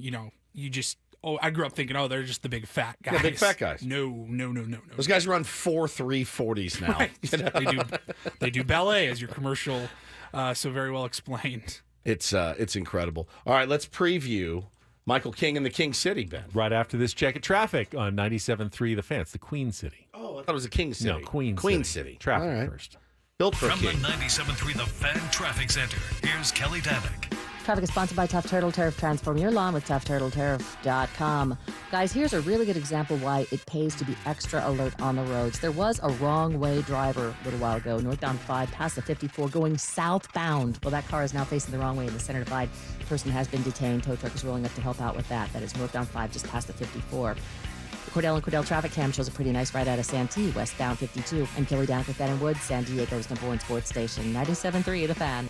Tough Turtle Turf is your go-to for all your landscaping needs. Transform your lawn with our lush, low-maintenance proprietary artificial turf. And add style and functionality with our durable pavers and stepping stones. And so much more. Transform your lawn with Tough Turtle Turf at ToughTurtleTurf.com. This hour of Ben & Woods brought to you by Prize Picks. Join the biggest moments in sports with Prize Picks. Pick your players, pick your stats, pick more, pick less. It's that easy. Must be present in certain states. Visit PrizePicks.com for details. You weren't paying attention, obviously, last night when Mark Grant explained the history of the Queen City and why Cincinnati is called the Queen City. I remember vaguely hearing it, but I thought he said King City. Some like newspaper ad from the 1800s where they said, Cincinnati, Queen of the Midwest. Okay. And they just all of a sudden adopted it. And Cincinnati is the Queen City, but Michael King is going to try to make it into the King City. Tonight in Game 2 of the Padres series. Well, tonight, Cincinnati, but really this afternoon here. It's a 3:40 first pitch, another 2:40 Eco Water SoCal pregame show with Sam Levitz. So we're only a few hours away from baseball here on 97.3 The Fan. It'll be Nick Martinez, the former Padre, on the mound. Padres did beat Nick Martinez in the series at Petco Park. He wasn't terrible. He went 6 hits, 3 earned runs, a walk, and 3 strikeouts, but they were able to at least get a little bit of offense against Nick, and the Padres going to be looking to break out. They have gone 19 consecutive innings now without scoring a run. They had the great rally to win the first game of the doubleheader, didn't score in the 9th, and then went 9 innings each of the past 2 games without putting a run on the board. Let's end that thing here. How about in the first inning? In the first inning, my God, man, that can't go on. Yeah, Nick Martinez, you know what you're going to get with Nick Martinez. He's not going to overpower these guys. He's going to throw his changeup. I talked to Adam Jones earlier about kind of what he's seeing. A lot of guys trying to go pull side when you're slumping. You get up there and you're just trying to pull everything. Can't do that, man, on the changeup. You're just going to be Randy Rollover all night, just weakly tapping balls to the shortstop and third baseman. Use that gap in right center if you're a right-hander. Try to hit one out of the ballpark today. I don't care if you're I'm not disagreeing. Swinging for the fence. It's a place where you can hit home runs. I'm not disagreeing with you, but the Padres have gotten a lot of singles. Yeah, they hit a ton of singles. They've had games where they've plenty of singles. Yeah. Where's the extra base? That's why I just said try to hit one out today. Try to hit. Yes. Oh, I thought you said don't try to hit one out. Just go the other way. I said no. Okay. Right, go right. Your approach is right center, but your approach is just a frame of mind. Like I want to go right center off this guy that throws a lot of changeups, and I just want to try to hit. I'm going to try to hit the ball in the air, and I'm going to try to get it out of that bandbox of a ball. I mean, especially in right field, the Great American Ballpark, where the ball tends to fly. Guys like Tatis can hit it easily to right field. I want them hacking today. That's what I want. I do not want to. I mean, they have been. They hacked last night. The guy had 60 pitches through 6 innings. But I don't think you change your approach that much. But this is a ballpark you can crush and go crush. I think I heard even Tony Gwynn Jr. mention, it's a pretty good hitter's park when your boy even has one here. I think one of Tony's very few career home runs. That's amazing. It's a Great American Ballpark. What a line, dude. That's killer. That's killer. No, go out, try to. I feel like Yonder Alonso had like 80% of his career home runs at Great American Ballpark. That's amazing. But the Padres did not get any yesterday. They really do need to get going offensively. Got to. And generally, it's a really good place to get going offensively. Yeah, it typically is. And, again, the pitching did a good job last night at keeping Cincinnati to 2 runs, and I think both unearned. So, listen, clean it up on D and try to get the offense clicking today. I mean, we need it desperately. We're right-hander on the bump. No problem for our lineup full of right-handers, apparently. And, by the way, really great job. We talked about the bullpen and how good it's been. But the fact that Adrian Morejon, Johnny Brito, Yuki Matsui, and Stephen Kolek for 1 out were able to give the Padres a chance in that game, with Joe Musgrove only going 3 innings and having a doubleheader the day before, that allowed Daniel De Los Santos, Wandy Peralta, Robert Suarez to all have the day off yesterday. So they should have their high-leverage guys available. Hopefully they can get a decent 6 innings or so out of Michael King, turn things over to the guys in the bullpen, and find a way to win this game, have a chance to win the series tomorrow morning in the finale, which will be an early start again and mean another shorter show for Ben and Woods on a Thursday. We'll be done at 9:10 tomorrow morning, or 9:05, and turn things over to Sammy Levitt for the Eco Water SoCal pregame show. Could be the worst radio you ever hear. A 3-hour show for Ben and Woods. Well, not only that, but weekend? You're heading out to Joshua Tree right after the show tomorrow. ASAFP. As soon as that off button clicks, yeah. What's your well, we can talk about it tomorrow. Yeah. Like, what's my plan? Your schedule, your itinerary? I'll lay it out for you. For Joshua Tree. Oh, I got some good stuff going. Do you? Yeah, real good. Like plans? Yeah, real cool stuff. Okay, good. Yeah. We'll looking forward to that. I'm not half-assing this trip. Okay. Yeah. It's not all just sitting around the Airbnb, right? The entire time, or is that? No, I'm not going to sit around really at all. I'm going to be having a good time. Well, will you leave the Airbnb? Yeah. Okay. Oh, yeah. Yes. Yeah, I'm going to Joshua Tree. Right. You got to go walk around and expand your mind a little. See all the trees. Yes, the rock formations, the desert. I love the desert. Big desert fan. I mean, if you've got a big enough backyard, you're already in the desert. But it's not a backyard sort of Airbnb. No, it's a standalone. I'll show you pictures. It's sick. Yeah, I'm excited. I just need to get there. So, yeah. How long does it drive? Yeah. It's like 2.5. You go, where do you go? Up to 15 and then? I don't even know. I just put it in Waze. So I have no unlike idea. Me. I have no idea. We'll have 7 routes planned. If you put a gun in my head and said drive to Joshua, I'd be like, that's it. It's kind of north of Palm Springs. Yeah. Above the It's like town. 3 hours maybe. So I don't know. Either you go around or you go over the mountain. You have 2 choices. I'm looking forward to a 3-hour drive in relative silence other than my music cranking. I will not be listening to PGA Tour radio in the way. I will not be listening to Annie and Elson. I will just be or the game. No, I'll be listening to the game. You'll probably be listening to the game tomorrow. You're right. I have to. And I want to. Yeah. Because we're going to take the series on. There's nothing better than driving. That's it. A 3-hour drive with a 3-hour game. Perfect for driving. Absolutely perfect. Jesse will take you all the way. He will. Hopefully it'll be a good game on the edge of your seat, and you'll pull in right as the Padres win it in the 9th inning. There's exactly nothing right. better on a road trip day than having a game to listen to. I got to listen to Jesse on my drive back from Henderson a couple of weeks ago. That's so great. They didn't win that game, but it did pass a good 3 hours of the drive getting to listen to him call the game. I love that. I do too. I'm a big fan of it, so that's what I will do. But it'll be nice to just drive and listen to a baseball game and have some fun. See our buddy Jack out there and get into some trouble. All right, Annie and Elston standing by. They are coming up momentarily here on 97.3 The Fan. That is it for us on a Wednesday. Thank you all to the Tier 1s for joining us on the program today. Paulie continuing to do an outstanding job finding our good friend Rent-A-Pal or Rent-A-Friend on VHS today. That was amazing. He's our executive producer and imaging director. For Stephen Woods, I'm Ben Higgins. We'll talk to you tomorrow morning at 6 a.m. right here on San Diego's #1 sports station, 97.3 The Fan. So long, everybody.